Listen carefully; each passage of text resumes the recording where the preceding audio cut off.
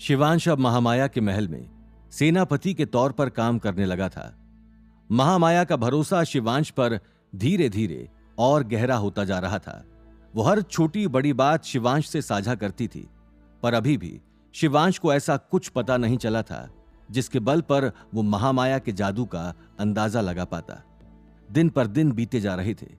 शिवांश बस अब मौका ढूंढ रहा था कि किसी दिन एक बार फिर उसे मौका मिल जाए उस कमरे में जाकर देखने का कि आखिर वहां ऐसा क्या है और वो शैतानी ऊर्जा शक्ति कहां से निकल रही है। पर अभी तक उसे ऐसा कोई मौका नहीं मिला था। महामाया एक मिनट के लिए भी शिवांश को अकेला नहीं छोड़ती थी, और अगर अकेला छोड़ती थी तो उस कमरे के आसपास पहरा बढ़ा देती थी। कमरे के अंदर तो दूर, आसपास जाना भी नामुमकिन जैसा था। एक दिन की बात है, शिवांश मायूस कमरे में बैठा था। तभी वहां पर रुद्र और अर्जुन आकर शिवांश से बोले, क्या हुआ? तुम इतने उदास क्यों बैठे हो? सब ठीक तो है? तो शिवांश कहने लगा, मैं इस महल का सेनापति सिर्फ इसलिए बना था कि मुझे महामाया के करीब जाकर उसके षड्यंत्र के बारे में पता चलेगा। लेकिन दिन पर दिन बीतते जा रहे हैं और हमारे हाथ कुछ भी नहीं लग रहा है। इस तरीके से तो हम बस यहां पर फंस कर रह जाएंगे। हमारे इरादे तो कभी पूरे ही नहीं होंगे। तो रुद्र बोला, तुम ऐसा मत सोचो, एक दिन हमें जरूर मौका मिलेगा, पर अभी हम जल्दबाजी में कुछ भी नहीं कर सकते, क्योंकि हमारी एक गलती हमारी मौत का कारण बन जाएगी। पर फिर भी हमें कुछ ना कुछ तो सोचना पड़ेगा। इस तरीके से हम शांत नहीं बैठ सकते। ये बात तो मुझे भी परेशान कर रही है कि अब काफी दिन हो चुके हैं और हमने कोई भी चाल नहीं चली है जिसके बल पर हम महामाया से एक कदम आगे जा पाए। कुछ देर सोचने के बाद शिवांश ने कहा, अगर हम सब इसी तरह महल के अंदर बैठे रहे तो हम कुछ नहीं कर पाएंगे। हम में से कुछ लोगों को बाहर जाकर आदिवासी कबीले वाले लोगों से मिलना होगा। उनसे मिलने के बाद ही आगे की सारी योजना बना सकते हैं, क्योंकि उन्हें महामाया के बारे में काफी कुछ पता है। हो सकता है वो हमें ऐसा कुछ बता दें जो हमारे काम आ जाए। अर्जुन बोला, क्या महामाया हमें महल के बाहर जाने देगी? शिवांश कहने लगा, मुझे तो बिल्कुल ही नहीं जाने देगी। इसलिए तुम और रुद्र जाकर देखो और उन लोगों से मिलो, और फिर कोई ऐसी योजना बनाकर ही महल में आना जिसके दम पर हम महामाया को चकमा दे सकते हैं। रुद्र शिवांश से कहने लगा, ठीक है, अब हम बिना समय गंवाए महल से निकल जाते हैं और आदिवासी कबीले वालों से मिलकर कुछ न कुछ पता लगाने की कोशिश करते हैं। तब तक तुम और आयुष यहां महल में सब कुछ संभाले रखना। तो शिवांश बोला, हाँ हाँ, तुम यहां की चिंता मत करो और आकृति की चिंता भी मत करना। आकृति मेरी जिम्मेदारी है। तुम बेझिझक बस महल के बाहर जाओ और कुछ अच्छी खबर लेकर ही आना। अब इन लोगों के बीच में जो भी बातें हुई थी वो सारी बातें रात में आकृति, ईशा, आयुष और सार्थक के सामने बता दी गईं। आकृति बोली, अकेले क्यों जाना है? मैं भी चली जाती हूं। तो शिवांश बोला, नहीं, इस तरीके से अगर सब लोग महल के बाहर चले जाओगे तो महामाया को शक हो जाएगा और वो तुम में से सबको जाने की अनुमति भी नहीं देगी। जाना तो मैं खुद चाहता था, पर अब मैं सेनापति हूं, इसलिए यहां से बाहर निकल पाना मेरे लिए थोड़ा मुश्किल होगा। पर मुझे रुद्र और अर्जुन पर पूरा भरोसा है, वो ये काम बखूबी कर सकते हैं।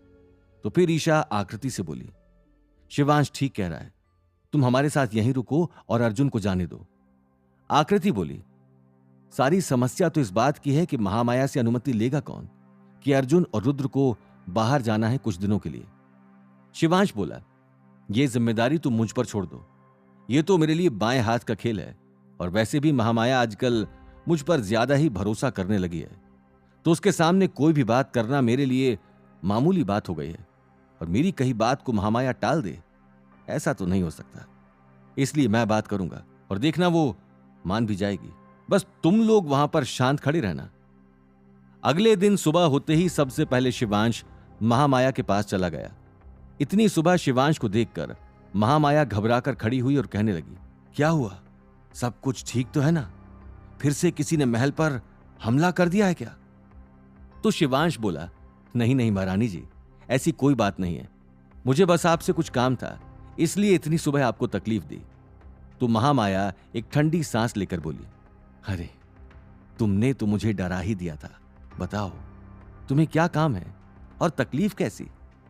शिवांश बोला, आज मैं आपसे कुछ मांगने आया हूं, तो मैं आपसे आशा करता हूं आप मेरी बात को नहीं टालेंगी। तो महामाया शिवांश से बोली, ऐसा क्यों कह रहे हो? तुम बोलो, जो भी बोलना है, मैं तुम्हारी बात बिल्कुल नहीं टालूंगी। शिवांश बोला, रुद्र और अर्जुन कुछ दिनों के लिए बाहर जाना चाहते हैं, उनको कुछ काम है इसलिए। तो महामाया हंसकर बोली, अरे ये कैसी बात है, वो लोग जा सकते हैं, मैंने उन्हें रोका थोड़ी है, इस बात की अनुमति क्यों मांग रहे हो? फिर शिवांश बोला, अरे नहीं नहीं, आप महारानी हैं, आपसे हर बात पूछना तो हमारा फर्ज है, इसलिए मैं चला आया आपकी अनुमति लेने के लिए। अब अगर आपको पता रहेगा तो मुझे तसल्ली रहेगी। फिर महामाया बोली, नहीं नहीं, तुम अपने दोस्तों को जाने दो, उन्हें जहां भी जाना है वो जा सकते हैं। अगर कोई मेरी मदद की जरूरत हो तो मुझे जरूर बताना। फिर शिवांश वापस कमरे में आकर रुद्र और अर्जुन से बोला, महामाया ने अनुमति दे दी है, तुम लोग अब महल के बाहर जा सकते हो, अब कोई समस्या नहीं है। बस ध्यान रहे कि कोई ऐसी गड़बड़ी मत कर देना जो हम सब के लिए मुसीबत खड़ी कर दे। वैसे मुझे तुम दोनों पर भरोसा है, पर फिर भी अगर तुम्हें लगे कि बाहर कोई खतरा है या फिर तुम लोगों की जान पर बात बनाई है तो एक पल भी मत लगाना खबर पहुंचाने में। मैं फौरन तुम्हारी मदद के लिए कुछ ना कुछ तरीका निकाल लूंगा। डरने की भी जरूरत नहीं है। तुम्हारे साथ वहां पर आदिवासी कबीले के लोग होंगे और मुझे उन लोगों की ताकतों पर पूरा भरोसा है। मैंने उस दिन ही देख लिया था कि वो लोग कोई मामूली लोग नहीं है, उनकी ताकत अपार है, इसलिए अब तुम बेझिझक यहां से जा सकते हो। रुद्र और अर्जुन महल से बाहर जाने के लिए पूरी तरह तैयार हो गए थे।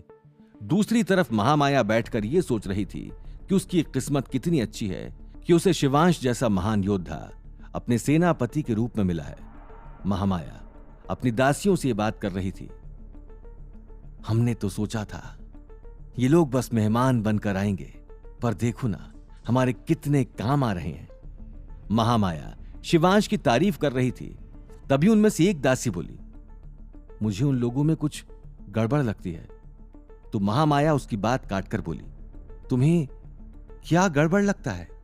क्या तुमने कोई अजीब हरकत देखी है? तो दासी थोड़ा सोचकर बोली, नहीं, अभी तक कुछ देखा तो नहीं है, पर फिर भी मुझे वो लोग कुछ अजीब ही लगते हैं, क्योंकि जब भी मैंने उनको देखा है वो महल में इस तरीके से घूम रहे होते हैं जैसे उनकी नजरें कुछ ढूंढ रही हैं। ये बात महामाया के मन में बैठ गई थी। उसने तुरंत दासी से बोला, ये बात तुम मुझे पहले भी तो बता सकती थी, तुमने मुझे आज क्यों बताया? तो दासी बोली, ये बस मेरा अनुमान था, इसलिए मैंने आपसे नहीं कहा, कहीं आप नाराज ना हो जाएं, क्योंकि आखिरकार वो लोग हमारे मेहमान हैं। तो महामाया दासी से बोली, हां, तुम ठीक कह रही हो, अगर ऐसा कुछ होता तो अब तक दिख जाता।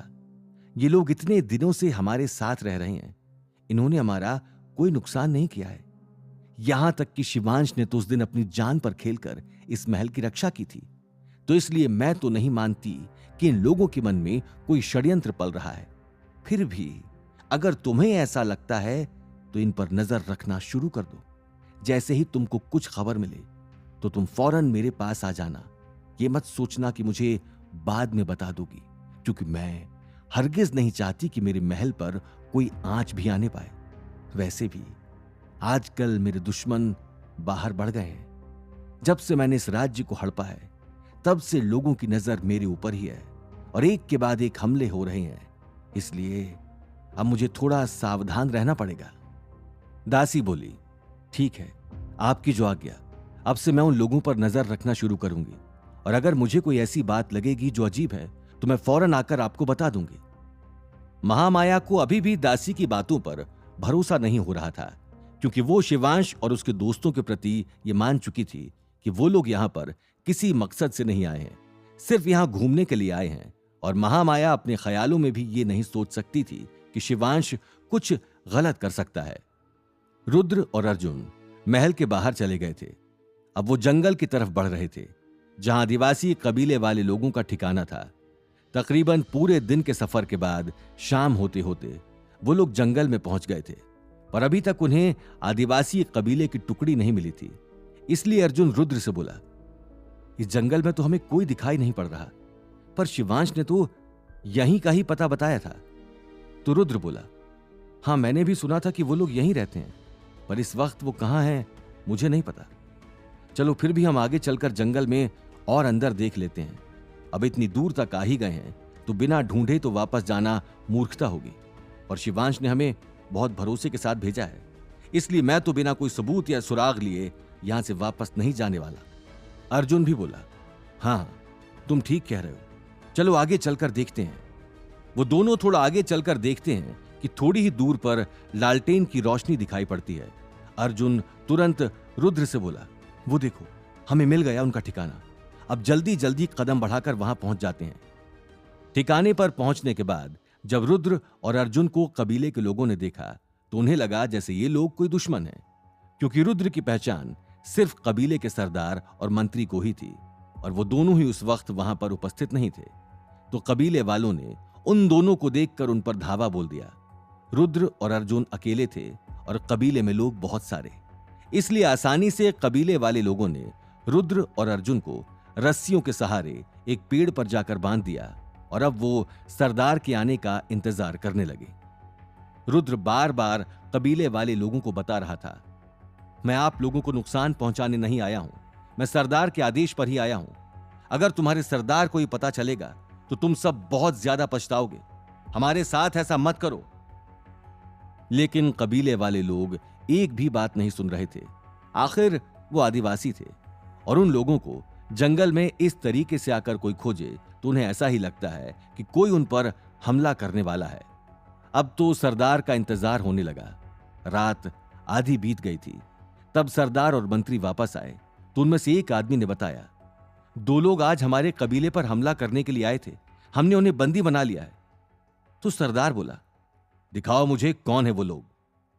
सरदार ने जैसे ही रुद्र को देखा वो तुरंत बिना कुछ सोचे उसकी रस्सी खोलने के लिए चला गया, और फिर रुद्र से पूछने लगा, तुम ठीक तो हो ना, तुम्हें कोई नुकसान तो नहीं हुआ, कहीं चोट तो नहीं आई? और फिर सरदार ने अपने कबीले वालों को बहुत सुनाया और उनसे बहुत ज्यादा नाराज हुआ।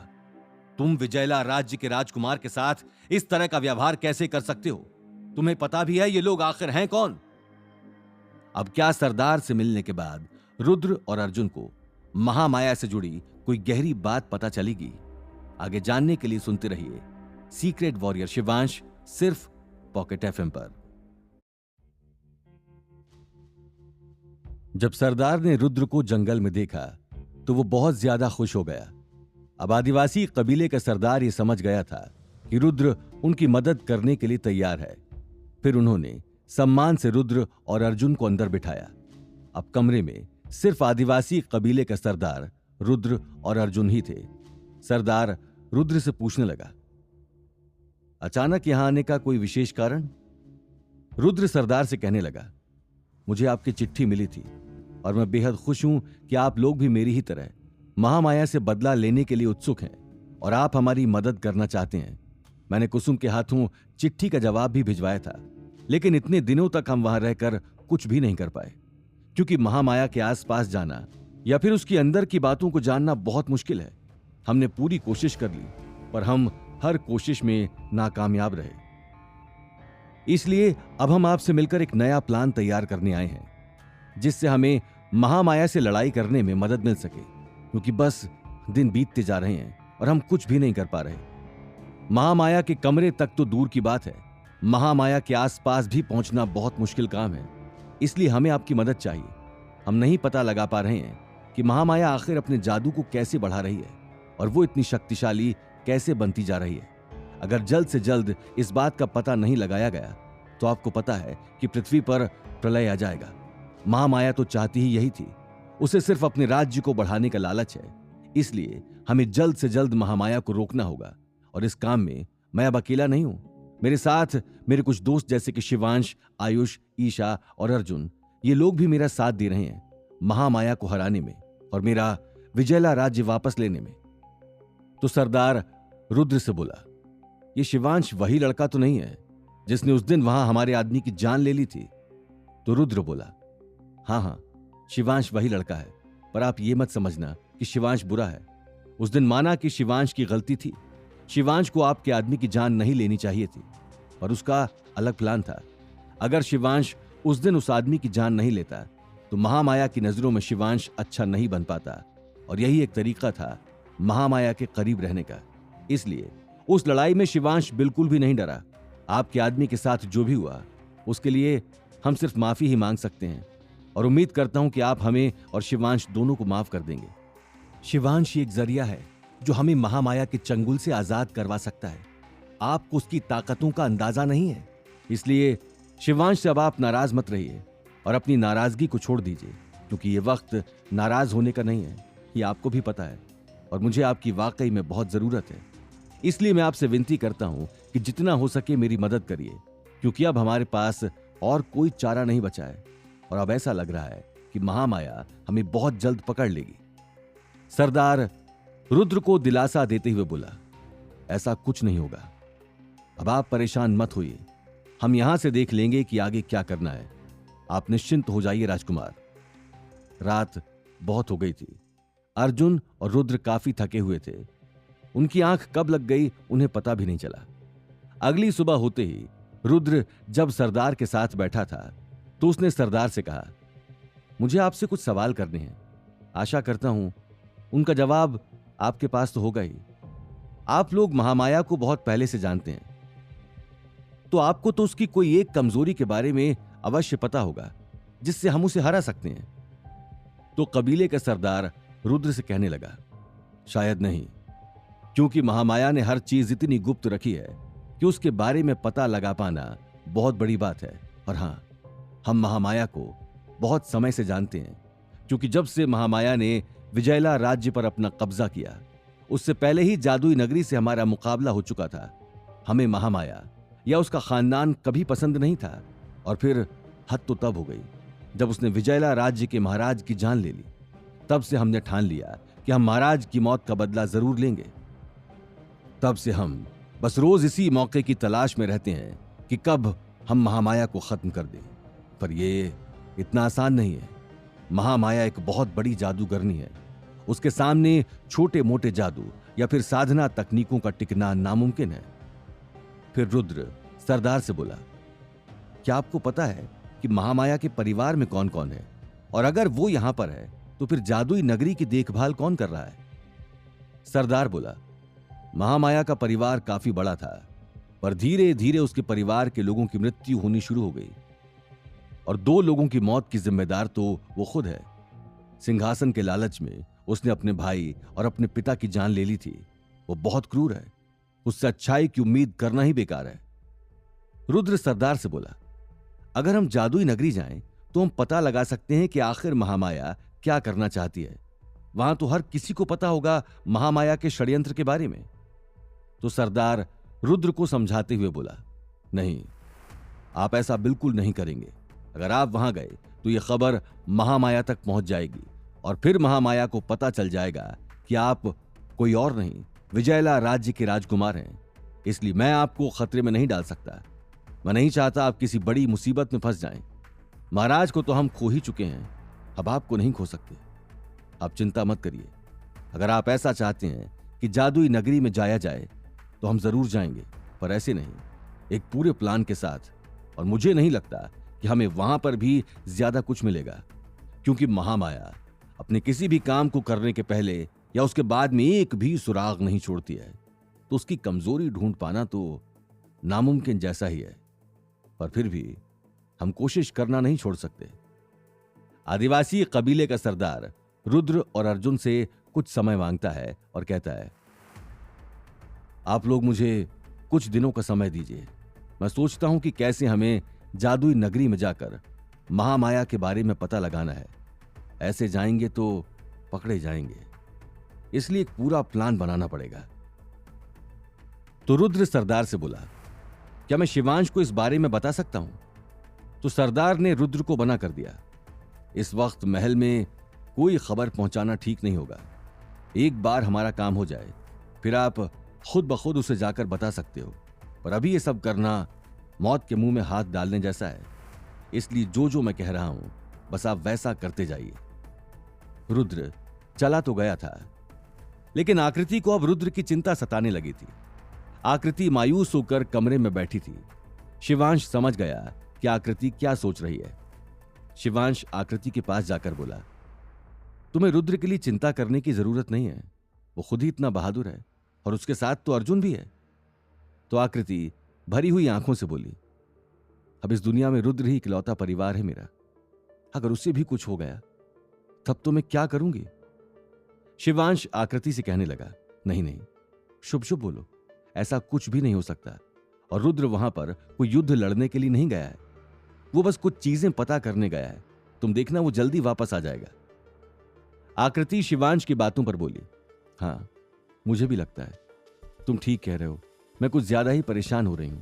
बस मुझे रुद्र की चिंता है, इस वजह से मैं इतना सोच रही हूं।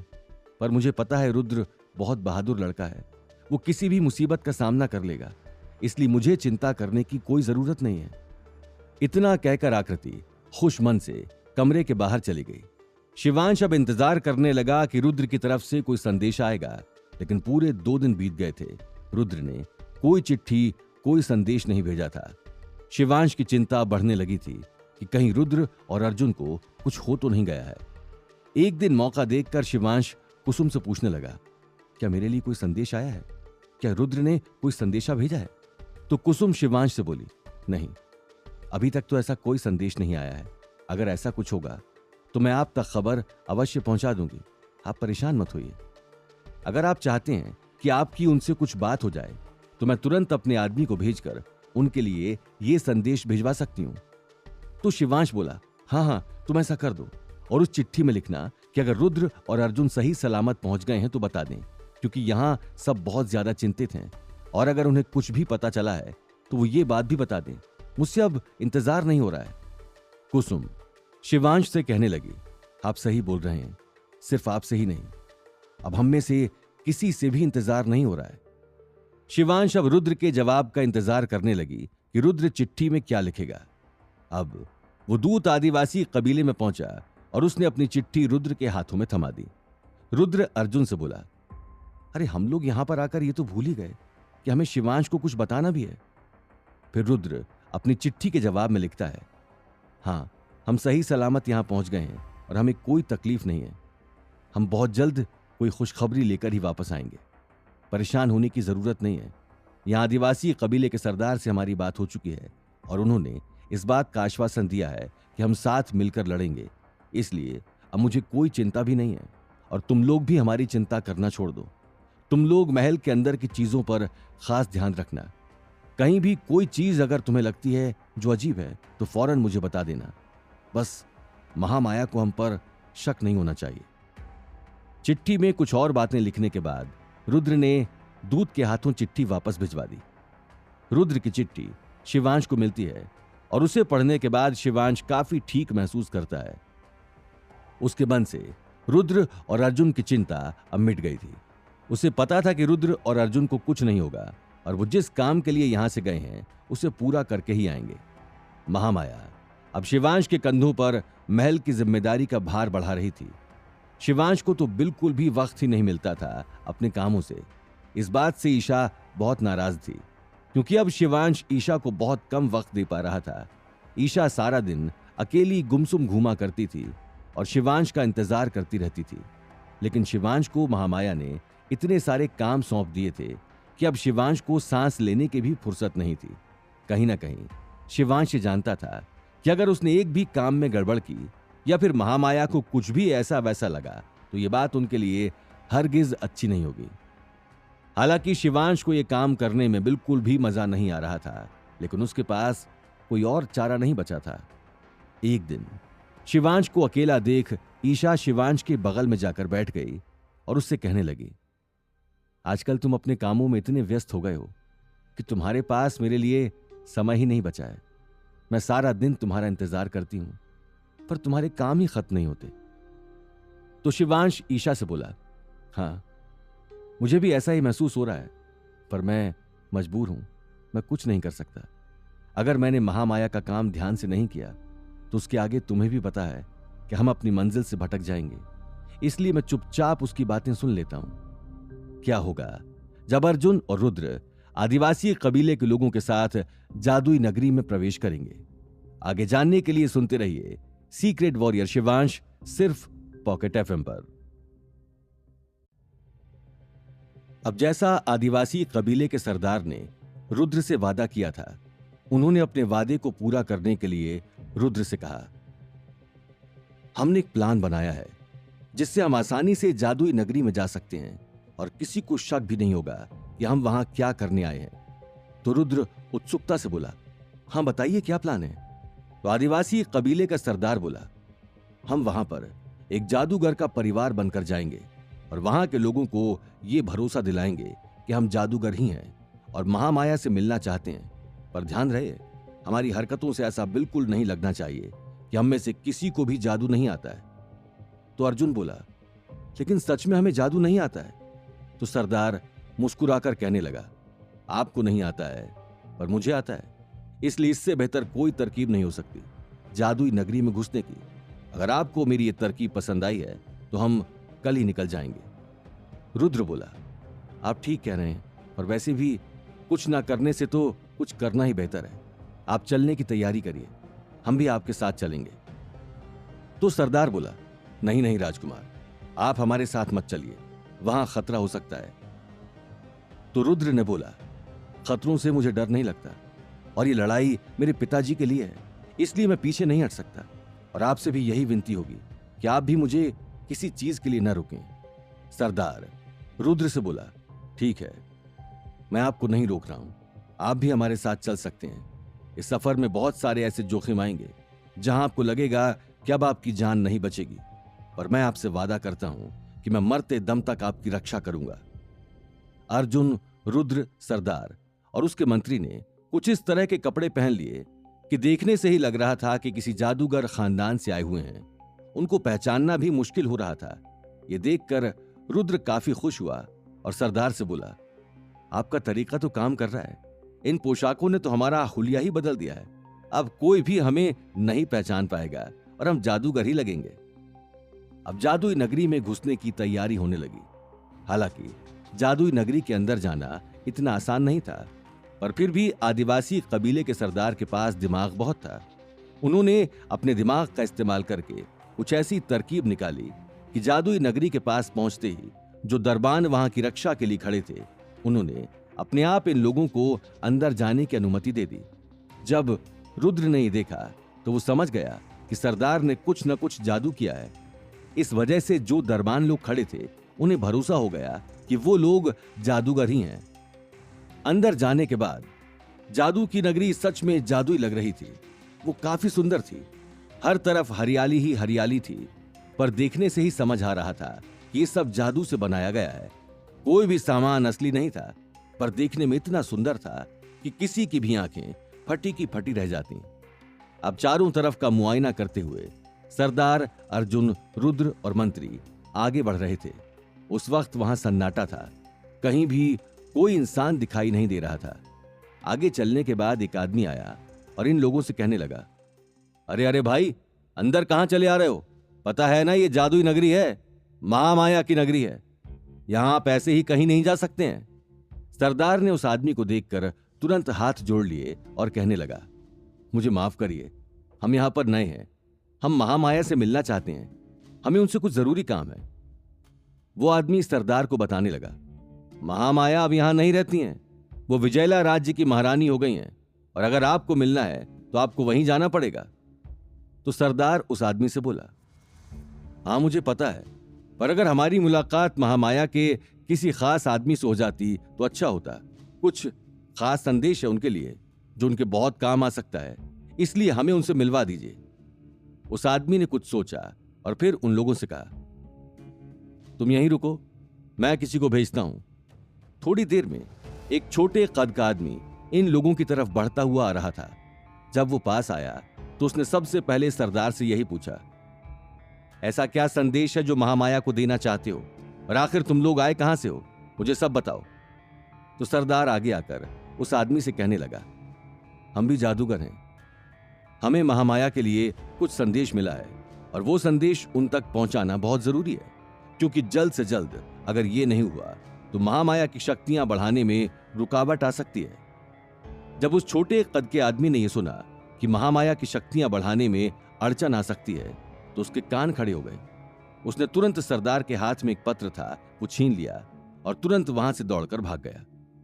सरदार समझ गया था कि उसका रचा हुआ प्लान काम करने लगा है। अर्जुन ने सरदार से पूछा, आपने उस पत्र में आखिर ऐसा क्या लिखा है कि महामाया खुद ब खुद विजयला राज्य के महल से बाहर आ जाएगी, यहां जादुई नगरी तक?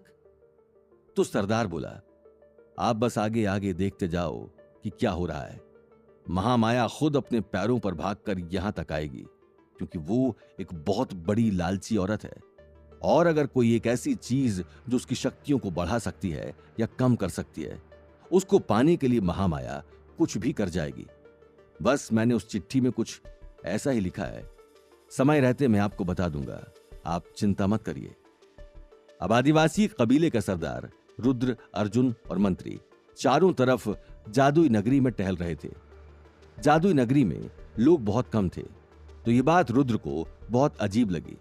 उसने तुरंत सरदार से कहा, आपको ताज्जुब नहीं हो रहा कि इतनी सुंदर और इतनी बड़ी जादुई नगरी है, पर यहां लोगों की संख्या इतनी कम है?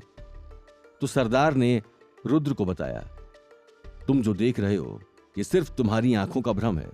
महामाया ने अपनी नगरी को इस तरीके से बना रखा है कि कोई बाहरी आदमी आएगा तो उसे ऐसा ही लगेगा कि यहां कोई नहीं रहता है। अगर तुम इस पूरी जगह को पार कर जाओगे तब पहुंचोगे असली नगरी। तो रुद्र बोला, हम वहां कैसे जा पाएंगे? तो फिर सरदार ने रुद्र को बताया, हम खुद ब खुद वहां नहीं जा सकते जब तक इस जगह का कोई आदमी हमें वहां लेकर नहीं जाता है। और इसलिए मैंने ऐसा प्लान बनाया है कि जो आदमी अभी मुझसे चिट्ठी लेकर गया है वो खुद हमें जादुई नगरी की असल दुनिया में प्रवेश दिलवाएगा, और वहां जाकर ही हमें महामाया की कमजोरी और उसकी शक्तियों के बारे में पता चल पाएगा। वो लोग वहीं बैठकर उस छोटे कद के आदमी का इंतजार करने लगे। सरदार जानता था कि वो आदमी लौटकर अवश्य आएगा। कुछ घंटे बाद वो आदमी फिर से वहां आया। विजयला राज्य ज्यादा दूर नहीं था, इसलिए उस छोटे कद के आदमी ने तुरंत जाकर महामाया से इस बारे में बात की और वापस आ गया। इस वक्त उसके चेहरे पर एक अजीब सी मुस्कुराहट थी। वो तुरंत सरदार से बोला, आपका काम हो गया है और महामाया का आदेश है कि आप लोग कुछ दिनों के लिए यहीं रुक जाइए। वो खुद कुछ दिनों में यहां पर आकर आपसे मुलाकात करेंगी। जब तक वो ना आए तब तक उन्होंने आपका ध्यान रखने के लिए कहा है। अब मैं आपसे विनती करता हूं कि आप मेरे साथ जादुई नगरी की दुनिया में चलकर वहां कुछ दिन बिताएं, जब तक महामाया विजयला राज्य से आकर आपसे मुलाकात नहीं करती। तो कबीले का सरदार उस आदमी से बोला, आपने मेरी चिट्ठी उन तक पहुंचा दी, बस हमारा काम यहीं तक था। इसके बाद अब हम यहां से जा रहे हैं।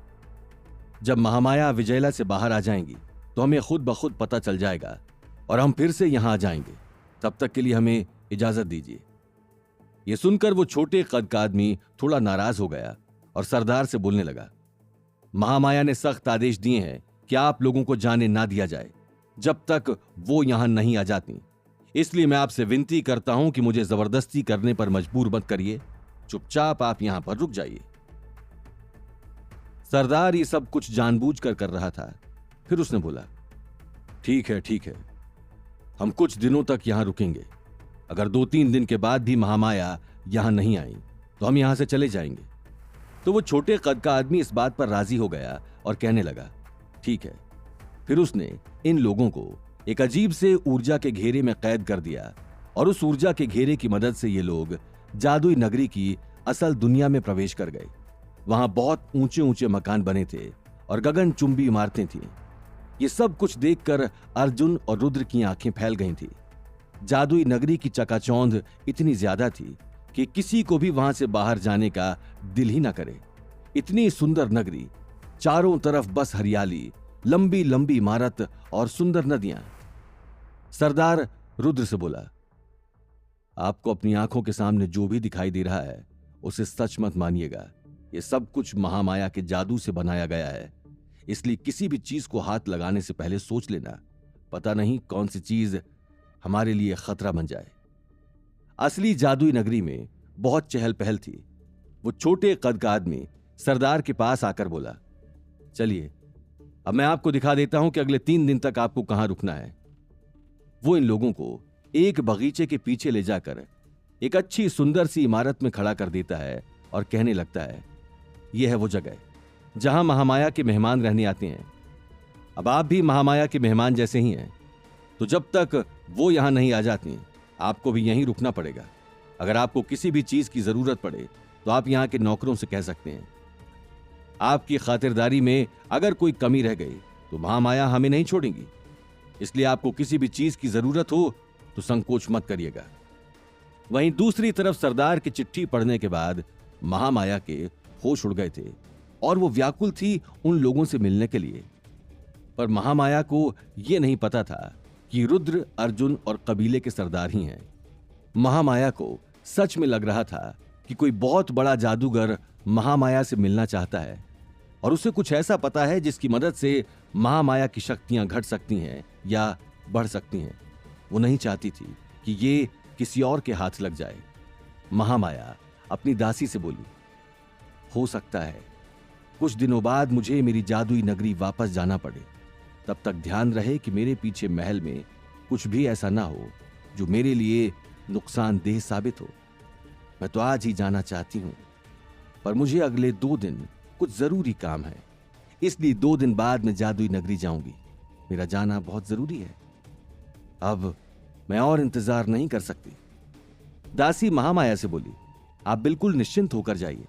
आपके पीठ पीछे यहां कुछ भी ऐसा नहीं होगा, हम पूरा ध्यान रखेंगे। तो महामाया बोली, हां, पर अब तो शिवांश भी है। महामाया ने तुरंत शिवांश को बुलाने का आदेश भेज दिया। एक दासी महामाया का संदेश लेकर शिवांश के कमरे के बाहर दरवाजे को पीटने लगी। उस वक्त शिवांश और ईशा कमरे के अंदर बैठे थे। दरवाजे पर इतनी तेज दस्तक सुनकर शिवांश चौंक गया। वो तुरंत कहने लगा, अरे इस तरह से दरवाजा कौन पीट रहा है? ईशा भी थोड़ा डर गई थी। वो दोनों खड़े होकर तुरंत दरवाजे को खोलकर देखने लगे तो वहां दासी खड़ी थी। दासी ने कहा, महारानी ने तुरंत आपको मिलने के लिए बुलाया है, कोई बहुत जरूरी बात है। शिवांश दासी से बोला, ठीक है, मैं आ रहा हूं। दासी बोली, नहीं, रुकने का वक्त नहीं है, महामाया ने आपको तुरंत ही बुलाया है। दासी शिवांश को अपने साथ ले जाकर महामाया के सामने पेश कर देती है। शिवांश काफी घबराया हुआ था, क्योंकि इससे पहले महामाया ने इतना व्याकुल होकर कभी शिवांश को आदेश नहीं भेजा था। आज महामाया को इस तरीके से उतावला देख शिवांश थोड़ा चिंतित हो गया था। क्या होगा जब शिवांश को पता चलेगा कि महामाया 2-3 दिन के लिए महल से बाहर जाने वाली है? आगे जानने के लिए सुनते रहिए सीक्रेट वॉरियर शिवांश, सिर्फ पॉकेट एफएम पर। शिवांश महामाया से मिलने पहुंचा तो महामाया काफी घबराई हुई दिख रही थी। शिवांश को देखकर महामाया तुरंत शिवांश से कहने लगी, मुझे तुमसे कुछ जरूरी बात करनी है। तो शिवांश महामाया से बोला, इतनी क्या जरूरी बात करनी है जो आपने मुझे अचानक बुला लिया है? सब कुछ ठीक तो है? महामाया बोली, हां, सब ठीक है। मैं तुम्हें एक जिम्मेदारी सौंपना चाहती हूं। मुझे कुछ दिनों के लिए महल से बाहर जाना है, इसलिए मैं चाहती हूं मेरे पीछे से तुम महल का ध्यान रखो। जब शिवांश ने यह सुना कि महामाया महल से बाहर जाने वाली है तो शिवांश की खुशी का ठिकाना नहीं था। शिवांश तुरंत महामाया से बोला, आपको अचानक कहां जाना है?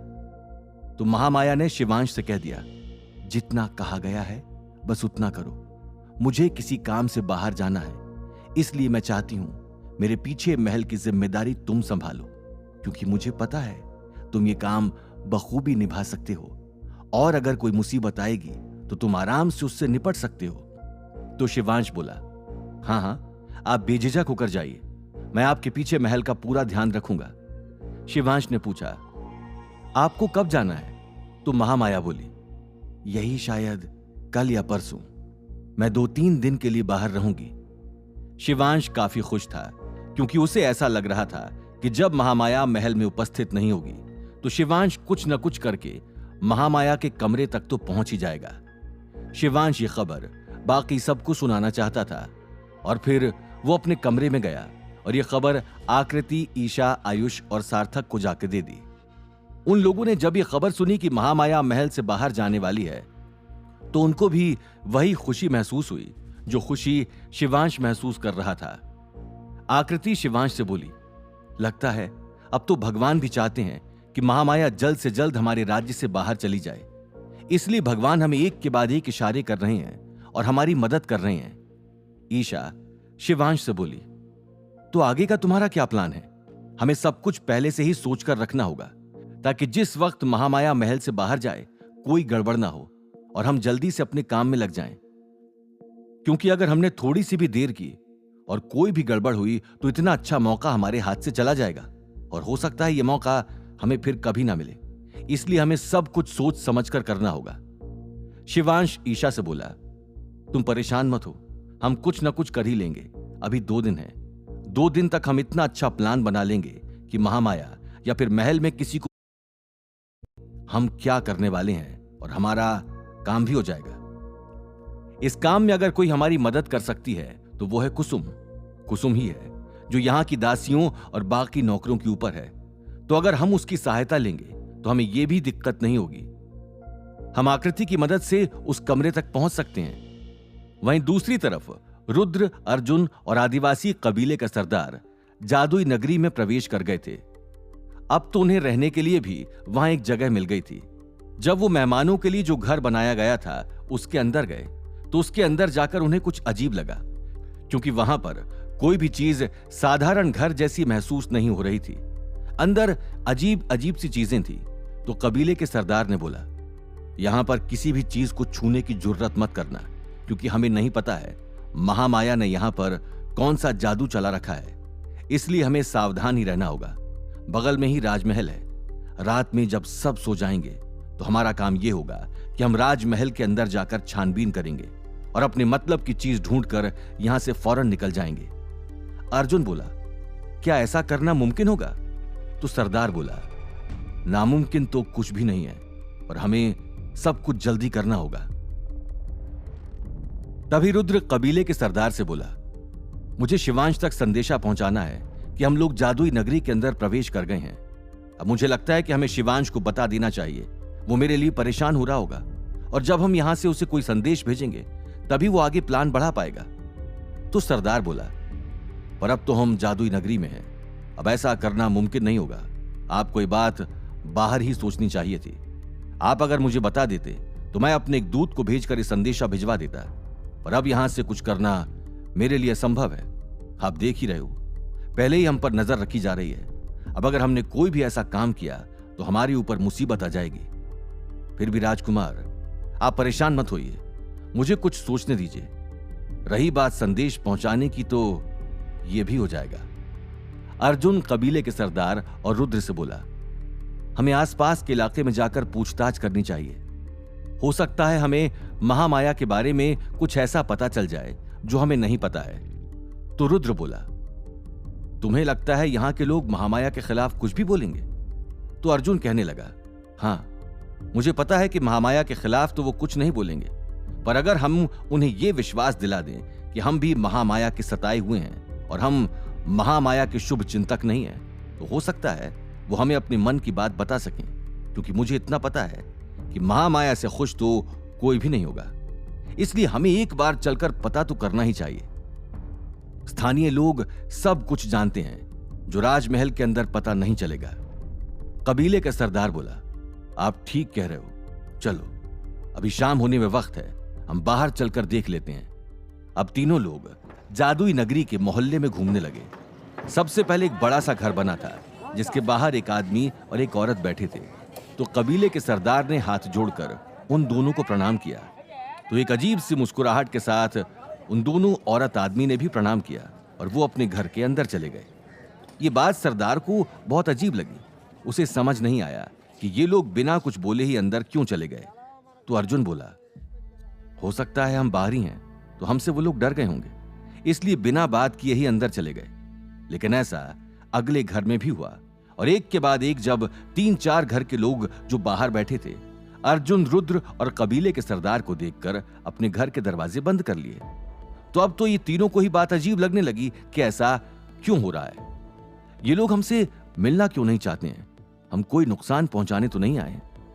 फिर रुद्र ने अपने दिमाग पर थोड़ा सा जोर डाला और बोला, हो सकता है इन लोगों को बाहर वाले लोगों से बातचीत करने के लिए सख्त मना किया गया हो। इसी वजह से ये हमसे डर रहे हैं कि अगर किसी ने देख लिया तो उनकी जान पर बात आ जाएगी। इसके अलावा कोई वजह नहीं हो सकती है। हाँ, तुम ठीक कह रहे हो, मुझे पता है। महामाया ने यही कह रखा होगा इनसे, ताकि उसकी काली करतूतों के बारे में जादुई नगरी के बाहर कोई खबर न जाने पाए। पर हम भी हार नहीं मानेंगे। इतने बड़े राज्य में कोई ना कोई तो होगा जो हमें महामाया के बारे में बता सकता है। ऐसे ही घूमते घूमते शाम होने वाली थी, पर अभी तक किसी भी घर वाले ने इन लोगों को देखकर दरवाजा नहीं खोला था। हर कोई अपने घरों के अंदर चला गया था और पूरे मोहल्ले में भगदड़ सी मच गई थी कि बाहर से कोई आदमी आया है, सब लोग घर में घुस जाओ। अब तो इन तीनों लोगों को ऐसा महसूस हो रहा था कि वो कोई चोर डकैत हैं। रुद्र बोला, हमें अब वापस लौटने, यहाँ कुछ नहीं मिलेगा। देखा नहीं, कोई भी हमसे बात करने को भी तैयार नहीं है। हम बेवजह ही अपना समय व्यर्थ कर रहे हैं। सरदार भी बोला, हाँ, अब हमें वापस चलना ही चाहिए। शाम भी हो गई है और मैं थक भी गया हूं। वापस जाते वक्त इन्हें बीच में एक झोपड़ी मिली। झोपड़ी के बाहर एक बुढ़िया बैठी थी। झोपड़ी में सिर्फ लालटेन जल रही थी और ऐसा लग रहा था जैसे वो झोपड़ी बहुत टूटी हुई और जर्जर है। ये लोग जैसे तैसे झोपड़ी के पास जा रहे थे, पर बुढ़िया ने उठकर बाकी लोगों की तरह अपना दरवाजा बंद नहीं किया। बुढ़िया वैसे ही दरवाजे पर बैठी रही। इस बात से सरदार समझ गया कि यह बुढ़िया हो सकता है इन लोगों को कुछ बता दे। सरदार तुरंत अपना रास्ता बदलकर अर्जुन और रुद्र से बोला, चलो हम उस झोपड़ी के पास चलते हैं। तो रुद्र बोला, अभी भी आपका मन नहीं भरा बेइज्जती होते देखकर? यह बुढ़िया भी हमें देखकर दरवाजा बंद कर लेगी और फिर हमें बेइज्जत होकर यहां से जाना पड़ेगा। तो सरदार बोला, नहीं नहीं, ऐसा नहीं होगा। वो बुढ़िया दरवाजा बंद करना ही नहीं चाहती है, इसलिए मुझे ऐसा लग रहा है ये हमारे कुछ काम आ सकती है। चलो हम उनसे बात करते हैं। फिर तीनों लोग बुढ़िया के पास जाकर खड़े हो जाते हैं। पर बड़े ताज्जुब की बात थी कि बुढ़िया के पास जाने के बाद भी बुढ़िया ने इन लोगों को देखना भी जरूरी नहीं समझा। वो वैसी ही 5 मिनट तक अपनी झोपड़ी के बाहर बैठी रही। अर्जुन, रुद्र और कबीले के सरदार बुढ़िया को खड़े खड़े देखते रहे। पर जब बुढ़िया ने उनसे कोई बात नहीं की तो सरदार खुद बोला, मां जी प्रणाम। एक बार बोलने के बाद बुढ़िया ने कोई जवाब नहीं दिया तो दोबारा फिर से कबीले के सरदार ने बोला, मां जी प्रणाम। तो बुढ़िया चौंक कर उन लोगों की तरफ देखती है और कहने लगी, क्या है, क्यों मुझे परेशान कर रहे हो? मुझसे क्या चाहिए तुमको? तो सरदार बुढ़िया से कहने लगा, हम आपको परेशान करने के लिए नहीं आए हैं। हम यहां से गुजर रहे थे और हमें थोड़ा पानी पीना है, पर हमारे लिए किसी ने दरवाजा ही नहीं खोला। आपकी झोपड़ी दिखी तो हम यहां चले आए। थोड़ा पानी पिला सकती हैं? कुछ देर सोचने के बाद बुढ़िया बोली, बैठो, मैं पानी लेकर आती हूं। अब ये तीनों बैठ गए।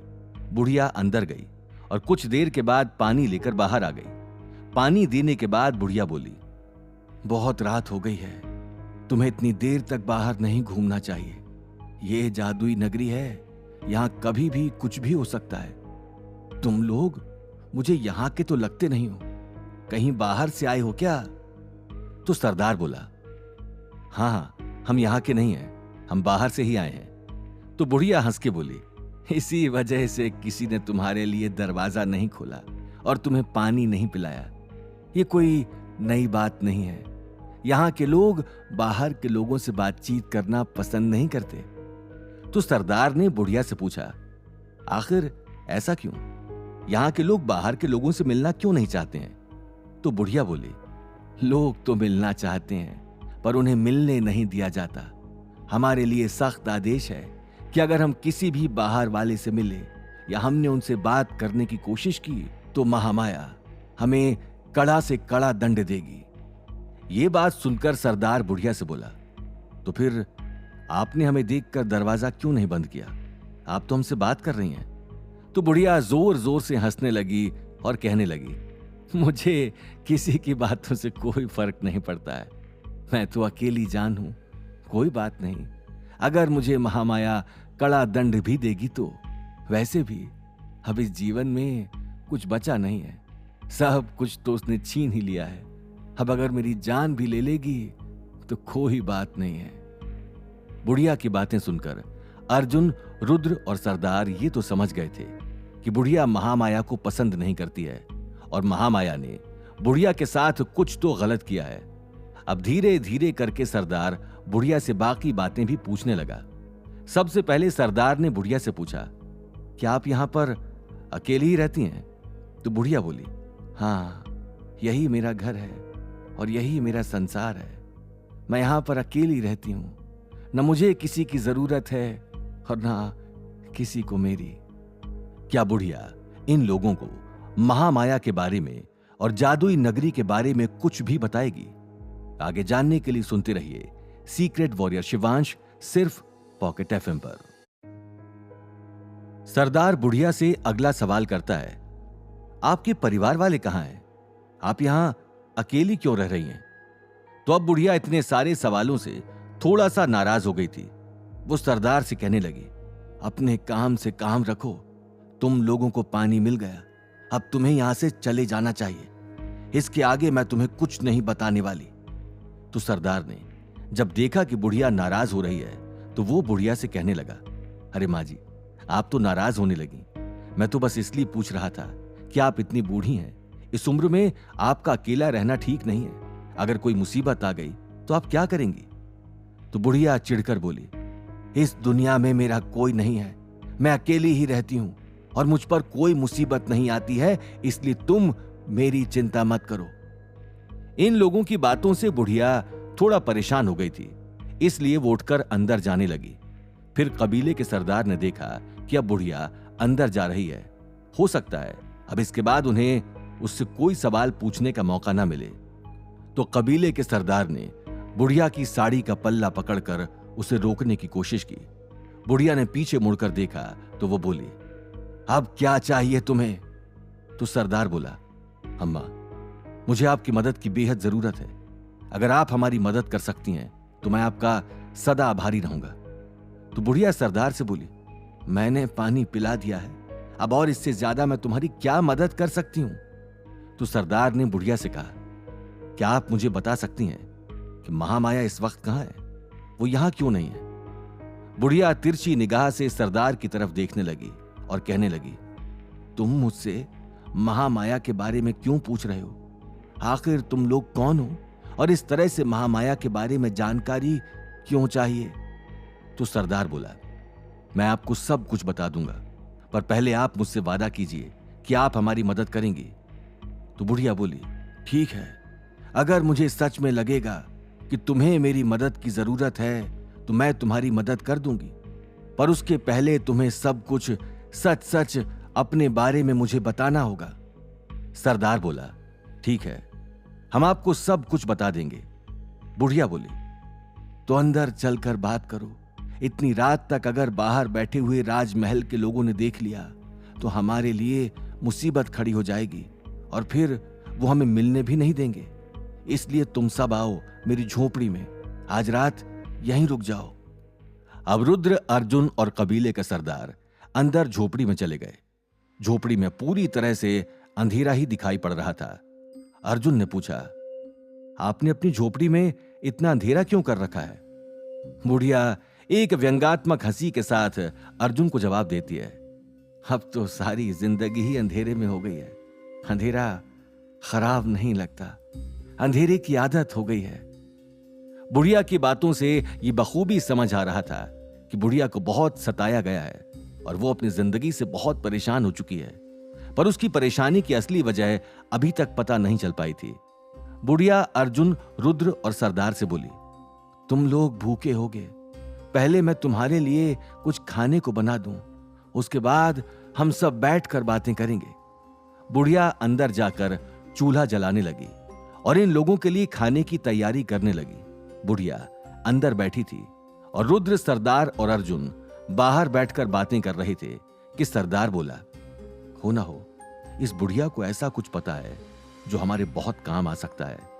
हमें कुछ भी करके इस बुढ़िया से सारी जानकारी निकलवानी होगी, क्योंकि अगर इसने हमें यह बता दिया कि महामाया की आखिर कमजोरी क्या है और महामाया की शक्तियां किस तरह की हैं, तो हमारे लिए सारे काम आसान हो जाएंगे। और ध्यान रहे, बुढ़िया को नाराज नहीं करना है, क्योंकि यही एक जरिया है महामाया के षड्यंत्र और उसके जादू तक पहुंचने का। रुद्र कहने लगा, हाँ, इसलिए आप ही बात करिए, हम दोनों चुप हैं, क्योंकि हमें लगता है हमने कुछ बोला और अगर बुढ़िया नाराज हो गई तो ये मौका भी हमारे हाथ से चला जाएगा। अर्जुन सरदार से बोला, हम लोग अगर आज रात यहां रुक रहे हैं तो फिर महल में जब हमें ढूंढने के लिए वो आदमी जाएगा और हम उसे वहां नहीं मिलेंगे तो उसे हम पर शक नहीं होगा। तो सरदार इसलिए मुस्कुराकर बोला, मंत्री को मैं वहीं पर छोड़कर आया हूं ताकि किसी को हम पर शक ना हो। अगर दरवाजा अंदर से बंद मिलेगा तो महल के लोगों को भरोसा हो जाएगा कि हम अंदर ही हैं और सुबह होते ही मंत्री दरवाजा खोल देगा। तुम चिंता मत करो, मैं सब संभाल लूंगा। ये लोग आपस में बातें कर ही रहे थे कि तभी बुढ़िया बाहर आ जाती है। इन लोगों को आपस में बातें करता देख बुढ़िया कहने लगी, क्या बातें कर रहे हो तुम, मुझे भी बताओ। तो सरदार बोला, नहीं नहीं, हम तो बस यही बात कर रहे थे कि आप कितनी अच्छी हैं। आपने हमें बिना जाने ही खाने और रहने के लिए जगह दे दी है। हम आपका यह एहसान कभी नहीं भूल पाएंगे। तो बुढ़िया सरदार को बोली, इसमें एहसान कैसा है, मैं तो तरस गई थी मेहमानों को देखने के लिए। जादुई नगरी के लोगों को देख देख कर मेरी आंखें थक गई हैं। अब इनको देखने का मन नहीं करता और बाहर से कोई आता नहीं है। आज पता नहीं कितने सालों बाद मैंने किसी नए लोगों को देखा है, इसलिए तुम लोगों को देखकर मुझे बहुत खुशी हो रही है। और तुम्हारे लिए खाना बनाने में परेशानी कैसी। उस दिन बुढ़िया ने काफी स्वादिष्ट व्यंजन पकाए थे जिन्हें खाकर रुद्र, अर्जुन और सरदार का पेट पूरा भर गया था। अब रात चढ़ गई थी तो बुढ़िया ने एक एक करके सवाल करना शुरू किया। बुढ़िया ने सबसे पहला सवाल सरदार से किया, तुम लोग हो कौन आखिर, और तुम लोग आए कहां से हो। सरदार कुछ बोल पाता इससे पहले ही बुढ़िया ने कह दिया, झूठ सुनने की आदत मुझे नहीं है, इसलिए जो कुछ भी है तुम मुझे सच सच बता सकते हो और मुझ पर भरोसा कर सकते हो। मैं धोखा नहीं दूंगी। तो सरदार बोला, हाँ मां, हम आपको सब सच ही बताएंगे। मैं आदिवासी कबीले का सरदार हूं और हम सब जंगल में रहते हैं। ये दोनों मेरे साथी हैं। हम यहां महामाया से मिलने आए थे, पर हमने यहां आकर देखा कि महामाया तो है ही नहीं, इसलिए उसके एक आदमी ने हमें उसके आने तक रुकने के लिए कहा था। हम महामाया के बारे में कुछ चीजें जानना चाहते हैं। तो बुढ़िया सरदार से बोली, तुम्हें महामाया से ऐसा क्या काम है जो तुम उसे ढूंढते ढूंढते यहां जादुई नगरी तक चले आए हो। सरदार के बोलते बोलते अर्जुन बीच में बोल पड़ा, हमें महामाया से काम नहीं है, हमें महामाया से बदला लेना है। अर्जुन के बोलते ही सरदार ने उसका हाथ जोर से पकड़ लिया और अर्जुन को चुप होने के लिए कहा, लेकिन तब तक बुढ़िया ने यह बात सुन ली थी। बुढ़िया तुरंत बोली, कैसा बदला, तुम लोग आखिर क्या करना चाहते हो। तो फिर सरदार को अब सारी बातें बुढ़िया को बतानी ही पड़ी। सरदार बुढ़िया से कहने लगा, यह है रुद्र, विजयला के राजकुमार, और महामाया ने विजयला राज्य को हड़प लिया और वहां के महाराज को मार दिया है। वो इसके ही पिता थे। हम महामाया से बदला लेना चाहते हैं और विजयला को उसके चंगुल से आजाद करवाना चाहते हैं। महामाया ने वहां बहुत कहर बरपा रखा है, पूरा राज्य तहस नहस हो गया है। तब रुद्र बोला, मेरे पिताजी का सपना था राज्य को खुशहाल रखना और सारी प्रजा मेरे पिताजी से बेहद प्यार करती थी, लेकिन अब महामाया के डर से तो वहां कोई रहना भी पसंद नहीं करता है। इसलिए बस हमें महामाया की कमजोरी के बारे में पता करना था, क्योंकि हमें यह पता है कि हम महामाया से ऐसे मुकाबला नहीं कर पाएंगे। महामाया का जादू बहुत ज्यादा बढ़ चुका है और वो दिन पर दिन अपने जादू पर काम कर रही है। इसलिए हमें अगर महामाया की किसी कमजोरी के बारे में पता चल जाए और एक बार उसके जादू के बारे में पता चल जाए तो हम आगे कुछ कर भी सकते हैं। अभी कुछ भी करना हमारे लिए खतरा मोल लेना होगा। ये सारी बातें सुनकर बुढ़िया बोली, अब मुझे सब समझ आ गया है। तुम लोग भी महामाया के सताए हुए हो। मुझे पता है वो चुड़ैल किसी की सगी नहीं है, उसने सबके साथ बुरा ही किया है।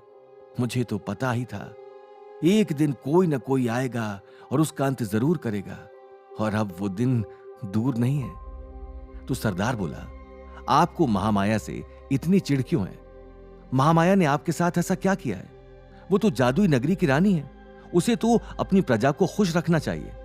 तो बुढ़िया बोली, नहीं, महामाया वो महारानी है जो कभी अपनी प्रजा को खुश नहीं रख सकती। महामाया इतनी ही स्वार्थी है कि अपने स्वार्थ के लिए वो अपने घर वालों की भी जान ले चुकी है। इसलिए उससे उम्मीद करना बेकार है। वो वास्तव में एक चुड़ैल है। वो जहां जाती है उस जगह पर अंधेरा ही छा जाता है। मुझे पता है आजकल विजयला के लोगों पर क्या बीत रही होगी। महामाया ने तो उनकी नाक में दम कर रखा है, और ऐसा भी नहीं है कि वो यहां रहती नहीं है, तो उसका ध्यान अब जादुई नगरी पर नहीं है। एक एक पल की खबर महामाया को रहती है। इसलिए यहाँ के लोग कुछ भी अपनी मर्जी से नहीं कर सकते हैं। यहाँ का तो पत्ता भी महामाया की मर्जी के बिना नहीं हिलता है। सरदार ने फिर बुढ़िया से पूछा, आपकी महामाया से ऐसी क्या दुश्मनी है? तो बुढ़िया बोली, मेरी महामाया से जितनी दुश्मनी है शायद किसी की नहीं होगी। महामाया ने मेरा सब कुछ छीन लिया है। अब मेरे पास कुछ भी नहीं बचा है।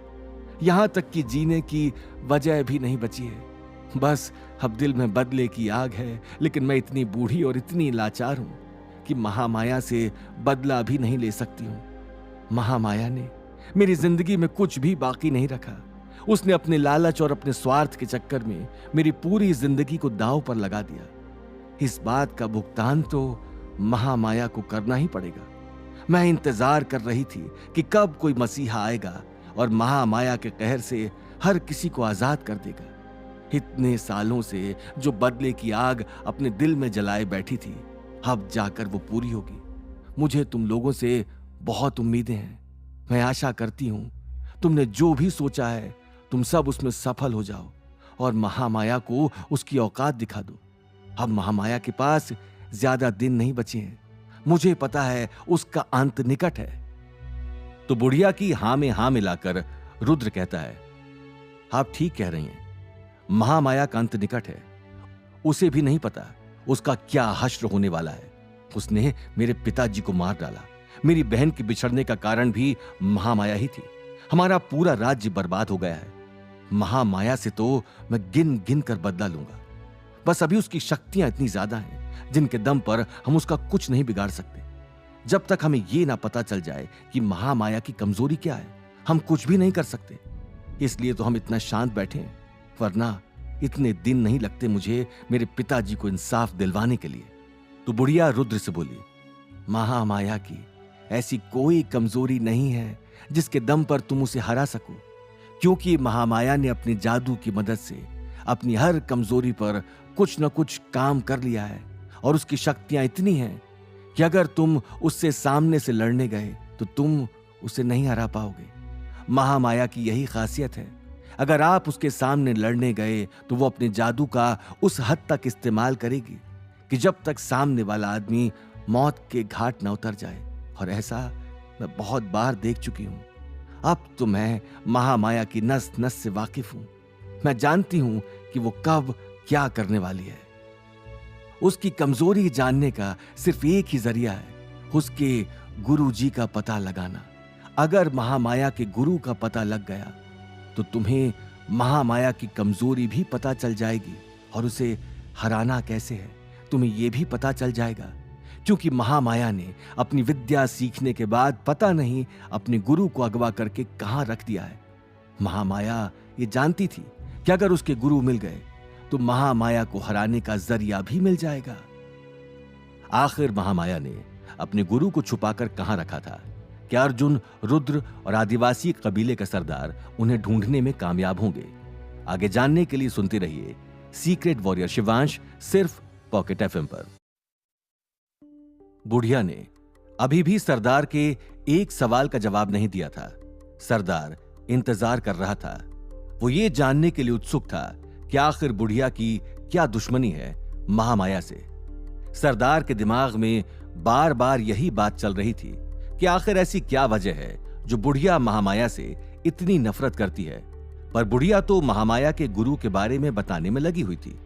वो बता रही थी कि कैसे अपनी विद्या सीखने के बाद ही महामाया ने अपने गुरु को अगवा कर लिया था, और आज तक नहीं पता कि महामाया का गुरु जिंदा भी है या मर गया। पर अभी ऐसा हाल ही में सुनने में आया था कि किसी ने महामाया के गुरु को देखा है, पर कहां देखा है ये किसी को नहीं पता। अगर एक बार महामाया के गुरु का पता चल जाए तो महामाया की कमजोरी और उसे हराने के तरीके भी पता चल जाएंगे। बुढ़िया की बात खत्म होते ही सरदार ने उससे फिर से पूछा, अम्मा, आपने मुझे अभी तक नहीं बताया कि आप महामाया से इतनी नफरत क्यों करती हैं? महामाया ने आखिर आपके साथ ऐसा क्या किया है? तो बुढ़िया सरदार से बोली, हाँ, मुझे पता था तुम ये सवाल मुझसे जरूर करोगे। मैं बार बार कोशिश कर रही थी कि इस सवाल को टाल सकूं, पर कोई बात नहीं। अब मैं तुम्हें सारी बात बताने के लिए तैयार हूं। तुम सुनना चाहते हो तो सुनो। बहुत पहले की बात है, हम लोग यहीं जादुई नगरी में ही रहा करते थे। महामाया के पिताजी और मेरे पिताजी आपस में काफी अच्छे दोस्त थे। मैं महामाया की दोस्त थी और हम दोनों आपस में अच्छी सहेलियां थीं। हमारा उठना बैठना खाना पीना सब एक साथ होता था। यहां तक कि जादू की विद्या भी मैंने और महामाया ने एक साथ ही सीखी थी। पर बीच में कुछ ऐसे हादसे हो गए जिसके बाद मेरे पिता और महामाया के पिता के बीच के रिश्ते में खटास आने लगी। एक के बाद एक हमारे रिश्ते के बीच में गलत फहमियां होने लगी और फिर हमारी लड़ाइयां बढ़ गईं। लेकिन फिर भी हमारे पिताजी ने और महामाया के पिताजी ने कभी आपस में युद्ध नहीं किया। फिर महामाया की विद्या पूरी हो गई और वो बहुत बड़ी जादूगर बन गई। मैं भी महामाया जैसी ही एक जादूगरनी थी, पर मेरे पास कुछ ऐसी शक्तियां थीं जिनके बल पर एक इंसान किसी को भी वश में कर सकता है। महामाया को मुझसे इसी बात की जलन थी कि मेरी शक्तियां महामाया से ज्यादा हैं। फिर धीरे धीरे महामाया ने जब एक दिन अपने राज्य को हड़पने के लिए अपने पिता और भाई की जान ले ली, उसके बाद उसका अगला शिकार मैं थी। उसने मेरे पिताजी की भी जान ले ली और अपने जादू की मदद से मेरा सारा जादू अपने वश में कर लिया और मुझे एक सुंदर लड़की से इस बुढ़िया में तब्दील कर दिया। वरना मैं एक बूढ़ी औरत नहीं हूं। ये सब महामाया के जादू की वजह से है जो मुझे एक ऐसी जिंदगी जीना पड़ रहा है। तब से मैं ऐसी ही हूं। अगर मुझे ठीक होना है तो उसका इलाज सिर्फ महामाया के पास है। महामाया ही मुझे वापस ठीक कर सकती है। यह सुनकर तो अर्जुन और कबीले के सरदार के होश उड़ गए थे। उन्हें भरोसा नहीं हो रहा था कि उनके सामने जो बैठी है वो असल में बूढ़ी है ही नहीं। सब महामाया के जादू की वजह से ऐसा हुआ है। बुढ़िया अभी भी बोले जा रही थी। वो अपने मन की पूरी भड़ास आज निकाल रही थी। बुढ़िया आगे बताने लगी, तब से मैं ऐसे ही अपने दिल में बदले की आग को लिए जी रही हूं, पर अब बदला लेने के लिए भी मेरे पास शक्तियां नहीं बची हैं। मैं इतनी कमजोर हो गई हूं कि मैं चाहकर भी कुछ नहीं कर सकती। बस मैं यही सोचती रहती थी कि कब कोई आएगा और महामाया के पापों का अंत करेगा, क्योंकि महामाया ने बहुत लोगों को सताया है। और सिर्फ मैं ही नहीं, इस जादुई नगरी के हर इंसान से जाकर पूछोगे तो हर कोई यही बोलेगा कि महामाया ने बहुत बुरा किया है इनके साथ। महामाया को अपनी प्रजा से कोई मतलब नहीं है। उसे सिर्फ अपने जादू और अपनी संपत्ति से मतलब है। मैंने आज तक महामाया जैसी लालची औरत नहीं देखी। वो कितनी स्वार्थी है इसका पता तो मुझे बहुत पहले ही चल गया था। उसने अपनी दोस्ती का भी वास्ता नहीं रखा। एक बार भी उसने मेरे साथ इतना बुरा करने से पहले नहीं सोचा। कबीले का सरदार और रुद्र बुढ़िया के पास आकर बैठ गए और कहने लगे, आप परेशान मत होइए, हम आपका बदला जरूर लेंगे। और अब वो दिन दूर नहीं जब महामाया आपके सामने घुटने टेक कर बैठी होगी और आपका पुराना रूप वापस आ जाएगा। हम आपको पहले जैसा कर देंगे। हम आपसे वादा करते हैं, आपकी पुरानी उम्र हम लौटा देंगे। महामाया ने जिस भी जादू से ऐसा किया है, महामाया खुद आपको ठीक करेगी और आपसे माफी मांगेगी। हाँ, हम आपके पिता को तो वापस नहीं ला सकते, पर जो भी हम आपके लिए कर सकते हैं वो जरूर करेंगे। आपने हमारी बहुत मदद की है, इसके नाते हमारा फर्ज है। तो बुढ़िया रुद्र और सरदार से बोली, अगर ऐसा करना चाहते हो तो सबसे पहले महामाया के गुरु को ढूंढना होगा। अगर एक बार गुरुजी मिल गए तो सब आसान हो जाएगा। तो रुद्र बोला, आखिर हमें पता कैसे चलेगा वो हैं कहां आखिर? क्योंकि आपने ही बताया था कि महामाया ने उन्हें अगवा कर लिया था और तब से कोई नहीं जानता। तो बुढ़िया बोली, हाँ, कोई नहीं जानता पर महामाया जानती है। अगर महल के अंदर प्रवेश कर पाए तो महामाया के कक्ष में कुछ न कुछ ऐसा जरूर मिलेगा जो तुम्हें उसके गुरु तक पहुंचा सकता है। महामाया के कक्ष हालांकि बहुत ज्यादा सुरक्षा में बंद है, उसके अंदर पहुंच पाना बहुत बड़ी बात है। इसलिए मेरे पास कुछ है जिसकी मदद से तुम अंधेरे में देख सकोगे, ताकि महामाया के कक्ष के अंदर तुम्हें पता चल जाए और तुम गुरुजी को ढूंढ सको। बुढ़िया अंदर जाते ही हाथ में एक अजीब सा पत्थर ले आई और उसने वो पत्थर रुद्र को सौंप दिया और बोली, जब भी महल के अंदर जाना और महामाया के कक्ष की तरफ बढ़ना तो इस पत्थर को हाथ में लेकर 3 बार उछाल देना। उसके बाद तुम अंधेरे में भी देख पाओगे और तकरीबन 1 घंटे तक तुम्हें कोई नहीं देख सकेगा। लेकिन ध्यान रहे, तुम्हें ऐसा 3 बार करना होगा और अगर तुम्हें देर तक वहां रहना है तो याद रहे इस पत्थर का इस्तेमाल तुम 2 बार से ज्यादा नहीं कर सकते। इस बात का खास ख्याल रखना कि जल्द से जल्द अपना काम निपटाकर बाहर चले जाना, क्योंकि अगर पकड़े गए तो मुझे भी नहीं पता है कि तुम्हारे साथ क्या किया जाएगा।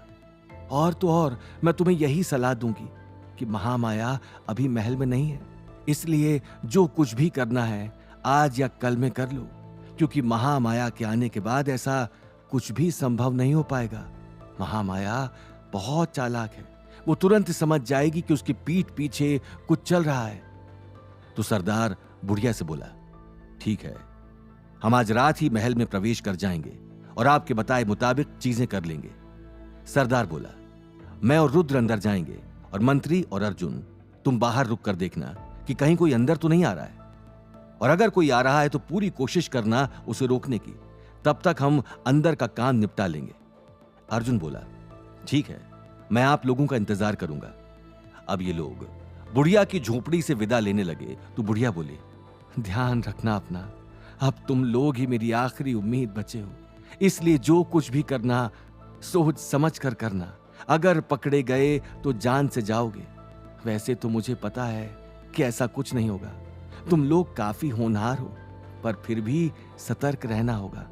और ध्यान रहे, पत्थर का इस्तेमाल तुम ज्यादा देर तक नहीं कर सकते, इसलिए अपना काम जल्दी निपटा लेना, वरना एक बार उसकी शक्तियां खत्म हो गईं तो फिर मैं भी तुम्हारी मदद नहीं कर पाऊंगी। रुद्र बुढ़िया से बोला, अम्मा आप चिंता मत करिए, हम जरूर कुछ ना कुछ पता करके ही आएंगे ताकि आगे का सफर और आसान हो जाए। अब ये तीनों महल की तरफ बढ़ गए थे।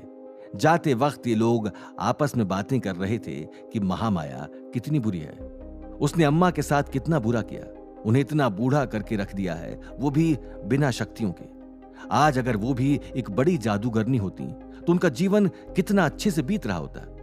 तो अर्जुन बोला, महामाया के पापों का अंत अब जल्द करना होगा, क्योंकि उसने इतने लोगों को परेशान किया है और इतने लोगों की जानें ली हैं। मुझे तो समझ नहीं आता इतने लालच का वो क्या करेगी, इतने जादू के साथ वो आखिर करना क्या चाहती है।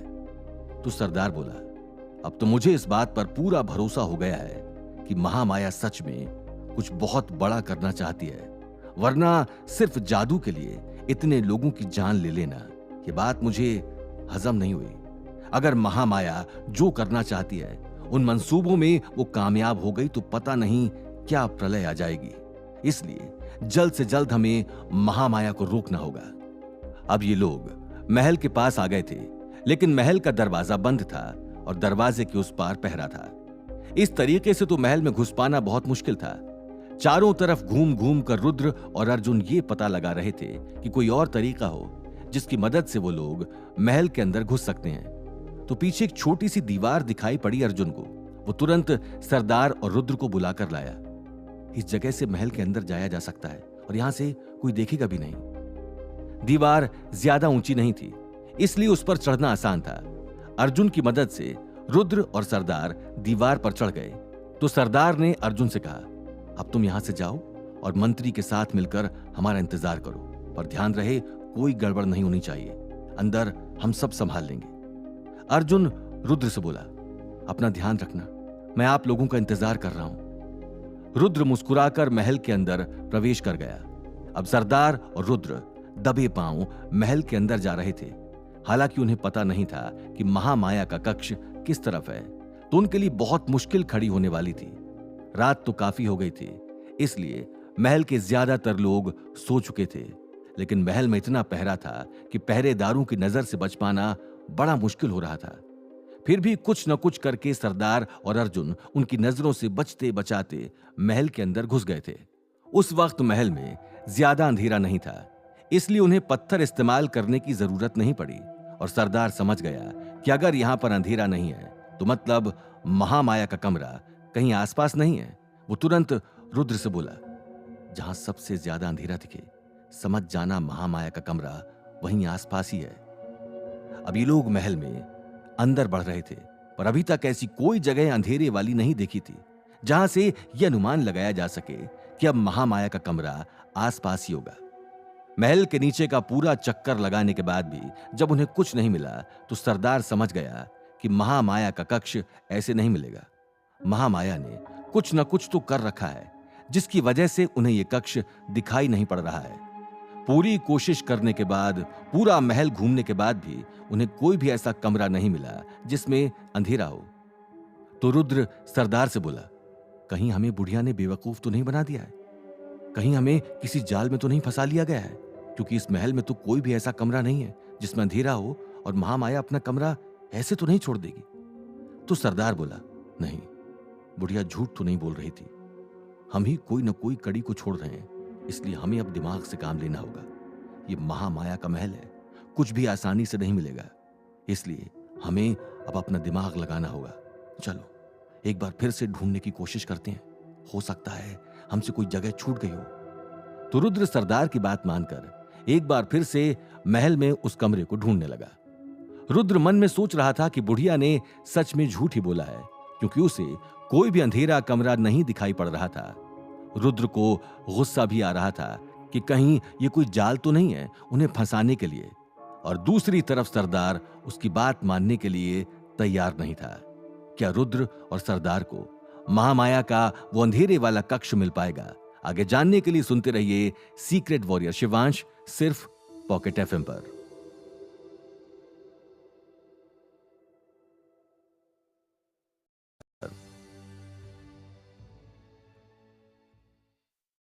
पॉकेट एफएम पर रुद्र और सरदार कमरा ढूंढ रहे थे, पर उन्हें कुछ नहीं मिला।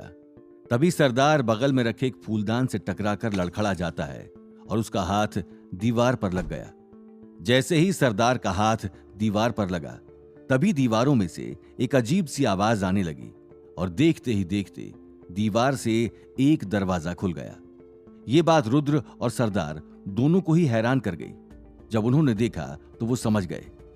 तो सरदार बोला, मैंने कहा था ये महामाया का महल है, यहां कुछ भी साधारण नहीं होगा। उसने अपने कक्ष को इस तरीके से छुपा कर रखा है। कोई बात नहीं, हमने फिर भी ढूंढ लिया। चलो जल्दी अंदर चलते हैं, इससे पहले कि हमें कोई देख ले। अंदर जाने के बाद सरदार ने उस दीवार को फिर वैसा ही कर दिया जैसे पहले वो थी, ताकि किसी को शक न हो। अंदर घुसते ही अंधेरा शुरू हो गया था, कुछ भी दिखाई नहीं पड़ रहा था। सरदार रुद्र से बोला, अब वक्त आ गया है बुढ़िया के पत्थर का इस्तेमाल करने का। रुद्र ने पत्थर अपने हाथ में लिया, आंखें बंद की और उसे 3 बार उछाल दिया। 3 बार उछालने के बाद रुद्र और सरदार साफ साफ अंधेरे में भी देख सकते थे। उन्हें अब साफ साफ दिखाई पड़ रहा था कि उनके सामने सीढ़ियां हैं और नीचे एक कमरा बना है। वो दोनों सीढ़ियों से नीचे उतरकर कमरे के अंदर जाने लगे। कमरे के अंदर पहुंचते ही उन्हें ऐसा लगा जैसे उनके शरीर में दबाव महसूस हो रहा है। वो समझ गए कि ये महामाया के जादू का काम है। सरदार रुद्र से बोला, जो करना है जल्दी करो, क्योंकि ज्यादा देर तक इस ऊर्जा शक्ति से हम बच नहीं पाएंगे, और वैसे भी बुढ़िया के पत्थर की रोशनी भी ज्यादा देर तक नहीं टिकेगी। जल्दी जल्दी हाथ चलाकर कुछ ना कुछ ढूंढने की कोशिश करो, और कोई भी चीज अगर तुम्हें ऐसी लगती है जो हमारे काम आ सकती है, उसे तुरंत ले लेना। अब सरदार और रुद्र पूरे कमरे में तलाशी लेने लगे। कमरे में बहुत अजीबो गरीब चीजें रखी थीं। बहुत सारी किताबें थीं जिन पर धूल जम गई थी। रुद्र किताबों के पन्ने पलटकर देखने लगा। कुछ पन्नों को देखकर उसे ऐसा लगा जैसे ये चीज उसके काम की है, तो उसने उन पन्नों को निकाल लिया। उसे लगा कि हो सकता है आगे चलकर ये कुछ काम आ जाएं। सरदार को वहीं रखी एक छड़ी मिली। वो समझ गया कि ये जादुई छड़ी है। सरदार ने वो छड़ी भी उठा ली, पर अभी तक कुछ ऐसा नहीं मिला था जिसके दम पर यह पता चल सके कि महामाया के गुरु आखिर कहां है। कमरे के अंदर एक और छोटी सी खिड़की थी। उस खिड़की में से थोड़ी थोड़ी रोशनी बाहर आ रही थी। सरदार ने रुद्र से कहा, उस तरफ चलकर देखो, आखिर है क्या। जैसे ही वो खिड़की पूरी खोली, रोशनी बाहर आने लगी और रोशनी के साथ साथ हल्का हल्का धुआं भी।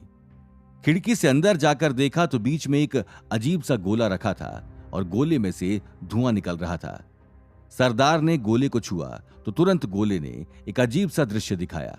उस दृश्य में एक बूढ़ा आदमी जिसके चेहरे पर काला कपड़ा बांधा गया था, किसी बर्फीले से कमरे में बैठा था। उसके हाथ पैर बंधे थे।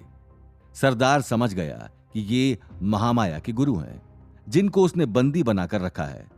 सरदार ने बार बार देखने की कोशिश की कि ये जगह आखिर क्या है और ऐसी किस जगह पर महामाया ने अपनी गुरु को बांधकर क्यों रखा है। रुद्र ने जब वो जगह देखी तो समझ गया कि ये बर्फीले पहाड़ों की जगह है जहां से वो लोग आए थे। रुद्र ने तुरंत सरदार को बताया, ये बर्फीले पहाड़ हैं, पर हमने तो बर्फीले पहाड़ों पर इतने दिनों तक यात्रा की है, हमें तो वहां पर कुछ भी ऐसा नहीं मिला। सरदार बोला, कोई बात नहीं, हम एक बार फिर जाकर देखेंगे, हो सकता है तुमसे कुछ रह गया हो। चलो, अब ये तो अच्छी बात है, हमें ये तो पता चल गया कि महामाया के गुरु जिंदा है। अब कुछ न कुछ करके हमें उन तक पहुंचना होगा। सरदार ने रुद्र से बोला, कमरे को बिल्कुल वैसा ही कर दो जैसा ये कमरा था। महामाया के अंदर आने के बाद उसे शक नहीं होना चाहिए कि कमरे में कोई आया था। सरदार के आदेश पर रुद्र ने कमरे को बिल्कुल ठीक कर दिया। लग ही नहीं रहा था जैसे इस कमरे के भीतर कोई आया भी है। कमरे को ठीक करने के बाद अब वो लोग वापस जाने लगे। वापस जाते वक्त दोनों को थोड़ा डर लग रहा था कि कहीं बाहर कोई उन्हें देख न ले, पर ऐसा कुछ नहीं हुआ। वो चुपचाप कमरे के बाहर आ गए और उन्होंने दरवाजा फिर वैसा ही बंद कर दिया और दबे पांव महल के बाहर आकर दीवार फांदकर अर्जुन के पास चले गए। जब अर्जुन ने देखा कि सरदार और रुद्र इतनी जल्दी वापस आ गए हैं तो अर्जुन उनसे पूछने लगा, आप दोनों इतनी जल्दी कैसे लौट आए? क्या वहां पर कोई गड़बड़ हुई? किसी ने आपको देखा तो नहीं?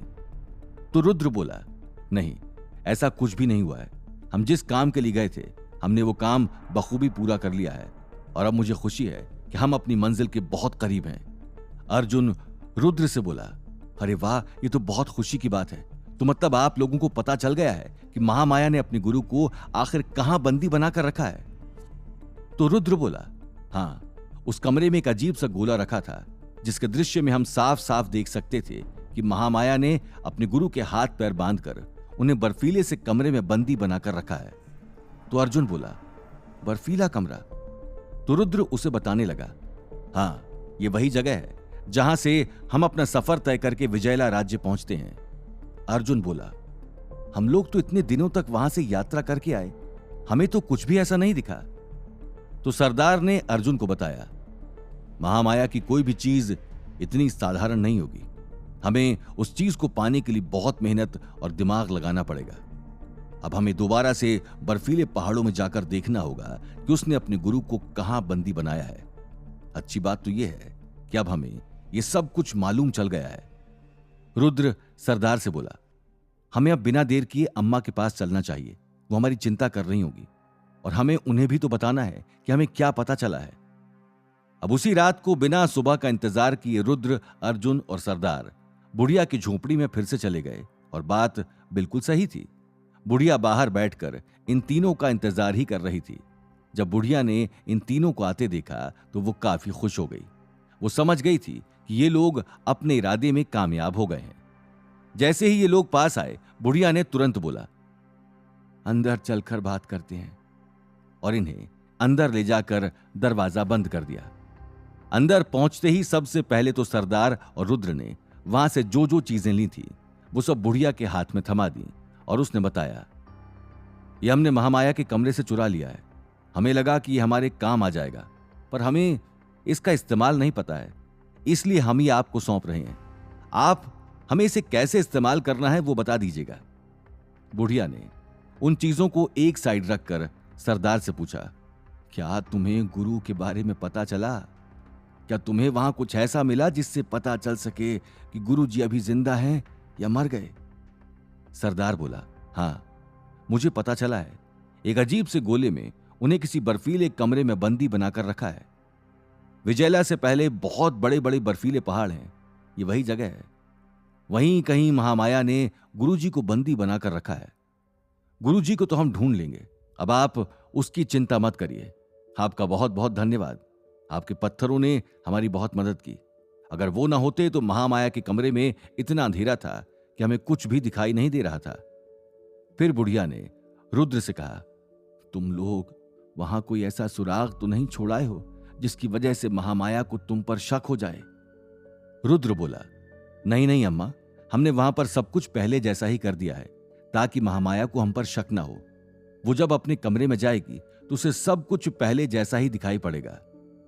इस वक्त रुद्र बहुत खुश था। सब कुछ जैसा उसने सोचा था वैसे ही हो रहा था। उसको लगने लगा था कि अब वो दिन दूर नहीं जब वो अपने पिता की मौत का बदला ले लेगा। पर कहीं ना कहीं उसके मन में यह डर भी था कि अगर कोई गड़बड़ हो गई तो उसे ठीक करने का मौका नहीं मिलेगा। महामाया 1 मिनट भी नहीं सोचेगी इन लोगों की जान लेने से पहले। अर्जुन रुद्र से बोला, हमें सब कुछ जल्द से जल्द शिवांश को बताना होगा कि हमने इतना सब कुछ पता कर लिया है। वही अब आगे हमारी मदद कर सकता है, क्योंकि अकेले बर्फीले पहाड़ों पर जाकर गुरु को ढूंढना बहुत मुश्किल होगा। इसलिए शिवांश को यह सब पता होना चाहिए। तो रुद्र बोला, हां, अगर कल महामाया वापस नहीं आती है तो हम यहां से चले जाएंगे, क्योंकि अब मैं और इंतजार नहीं कर सकता। वहां आकृति, शिवांश सब हमारी चिंता कर रहे होंगे। रुद्र और अर्जुन आपस में बात कर रहे थे, पर सरदार तो किसी और ही उधेड़-बुन में लगा हुआ था। सरदार को इतना परेशान देख बुढ़िया ने उससे पूछ लिया, क्या हुआ? तुम इतने परेशान क्यों लग रहे हो? तो सरदार ने बुढ़िया को बताया, मैं इस राज्य में भेष बदल कर आया था और हमने महामाया को यहां बुलाने के लिए एक पत्र भेजा था जिसमें यह लिखा था कि एक ऐसी चीज है मेरे पास जो महामाया की शक्तियों को कम करने या फिर उसे बढ़ाने में सक्षम है। पर अब मुझे समझ नहीं आ रहा है कि जब महामाया यहां आएगी और वो मुझसे मिलेगी तो मैं उसे क्या जवाब दूंगा, क्योंकि असल में तो मेरे पास ऐसी कोई चीज है ही नहीं। मैं तो बस महामाया को यहां बुलाना चाहता था। मैं उसका ध्यान भटकाना चाहता था ताकि महामाया महल के बाहर आ जाए और हमें उसकी कमजोरी जानने का मौका मिले। तो बुढ़िया कुछ सोचने लगी और फिर सरदार से बोली, बस इतनी सी बात है, कोई बात नहीं, मुझे सुबह तक का समय दो। मैं तुम्हें कुछ एक ऐसी बात बता दूंगी जो मुझे पता है, जिसकी मदद से महामाया ये भरोसा कर लेगी कि तुम सच बोल रहे हो और तुम एक बहुत बड़े जादूगर हो। तुम इसकी चिंता मत करो। अब तुम लोग बेझिझक होकर वापस लौट जाओ, क्योंकि सुबह अगर तुम उन लोगों को अपने कमरों में नहीं मिले तो उन्हें तुम पर शक हो जाएगा और दोपहर होते ही तुम मेरे पास वापस चले आना। तब तक मैं तुम्हारी समस्या का कुछ समाधान निकाल कर रखूंगी। पर ध्यान रहे, किसी को ये पता ना चलने पाए कि तुम मुझसे मिलने आए थे और मैंने तुमसे इतनी बातें की हैं, वरना आगे का सब कुछ खराब हो जाएगा। अगर महल में किसी को भी पता चला कि मैंने किसी बाहरी लोगों से बात की है तो वो मुझे बंदी बना लेंगे, क्योंकि ऐसा पहले भी हुआ है। अगर यहाँ के लोगों ने, यहाँ की प्रजा ने बाहरी लोगों से बात की है तो फिर महामाया के आदमी उन लोगों को बंदी बनाकर काल कोठरी में डाल देते हैं। मैं नहीं चाहती मेरे साथ कुछ ऐसा हो और उसके बाद मैं तुम लोगों की कोई मदद भी नहीं कर पाऊंगी। काल कोठरी में जाने के बाद किसी को भी मिलने की अनुमति नहीं होती है। सरदार बोला, नहीं नहीं अम्मा, आप परेशान मत होइए, ऐसा कुछ नहीं होगा। हम आपके बारे में किसी को नहीं पता चलने देंगे। सुबह होते ही वो छोटे कद का आदमी दरवाजा बाहर से खटखटाने लगा। अंदर रुद्र, अर्जुन और सरदार सो नहीं रहे थे, पर उन्होंने दरवाजा देर से खोला ताकि उस आदमी को ऐसा लगे कि ये लोग अंदर ही थे और रात भर सो रहे थे। सरदार ने दरवाजा खोला और उस आदमी को देखा तो सरदार बोला, क्या हुआ? इतनी सुबह सुबह दरवाजा क्यों खटखटा रहे हो? तो वो आदमी सरदार को बताने लगा, महामाया बहुत जल्द यहां आने वाली हैं, इसलिए मैंने सोचा कि एक बार तुम्हें बता दूं। तुम तैयार रहना, उनसे जो भी बात करनी है तुम अब कर सकते हो। अब तुम्हें ज्यादा इंतजार नहीं करना पड़ेगा। जल्दी से तैयार हो जाओ, मैं तुम्हारा महल में इंतजार कर रहा हूं। तो सरदार ने उस आदमी से कहा, ठीक है, हम थोड़ी देर में आते हैं। बुढ़िया आखिर कौन सा तरीका निकालेगी सरदार की समस्या का, आगे जानने के लिए सुनते रहिए सीक्रेट वॉरियर शिवांश, सिर्फ पॉकेट एफएम पर। सुबह होते ही वो छोटे कद का आदमी दरवाजा बाहर से खटखटाने लगा।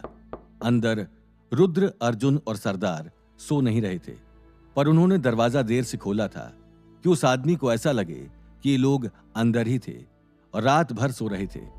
सरदार ने दरवाजा खोला और उस आदमी को देखा तो वो बोला, क्या हुआ, इतनी सुबह सुबह दरवाजा क्यों खटखटा रहे हो? तो वो आदमी सरदार को बताने लगा कि महामाया बहुत जल्द यहां आने वाली हैं, इसलिए मैंने सोचा कि एक बार तुम्हें बता दूं, तुम तैयार रहना।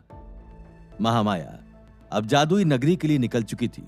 शिवांश के मन में तो लड्डू फूट गए थे ये देखकर कि महामाया अब महल के बाहर जा रही है। आखिरकार वो दिन आ ही गया। शिवांश अपना एक मिनट बर्बाद नहीं करना चाहता था। महामाया के तुरंत बाहर जाते ही शिवांश ने कुसुम को कहा, अगर आपके पास वक्त हो तो कुछ देर के लिए आप मेरे साथ कमरे में चलो, मुझे आपसे कुछ जरूरी बात करनी है। तो कुसुम शिवांश से बोली, हाँ हाँ क्यों नहीं। कमरे में जाने के बाद शिवांश ने कुसुम को बोला, इतने दिन तक महामाया महल के बाहर रहेगी तो मुझे आपकी मदद चाहिए। तो कुसुम बोली, हाँ बताइए, आपको मेरी कैसी मदद चाहिए?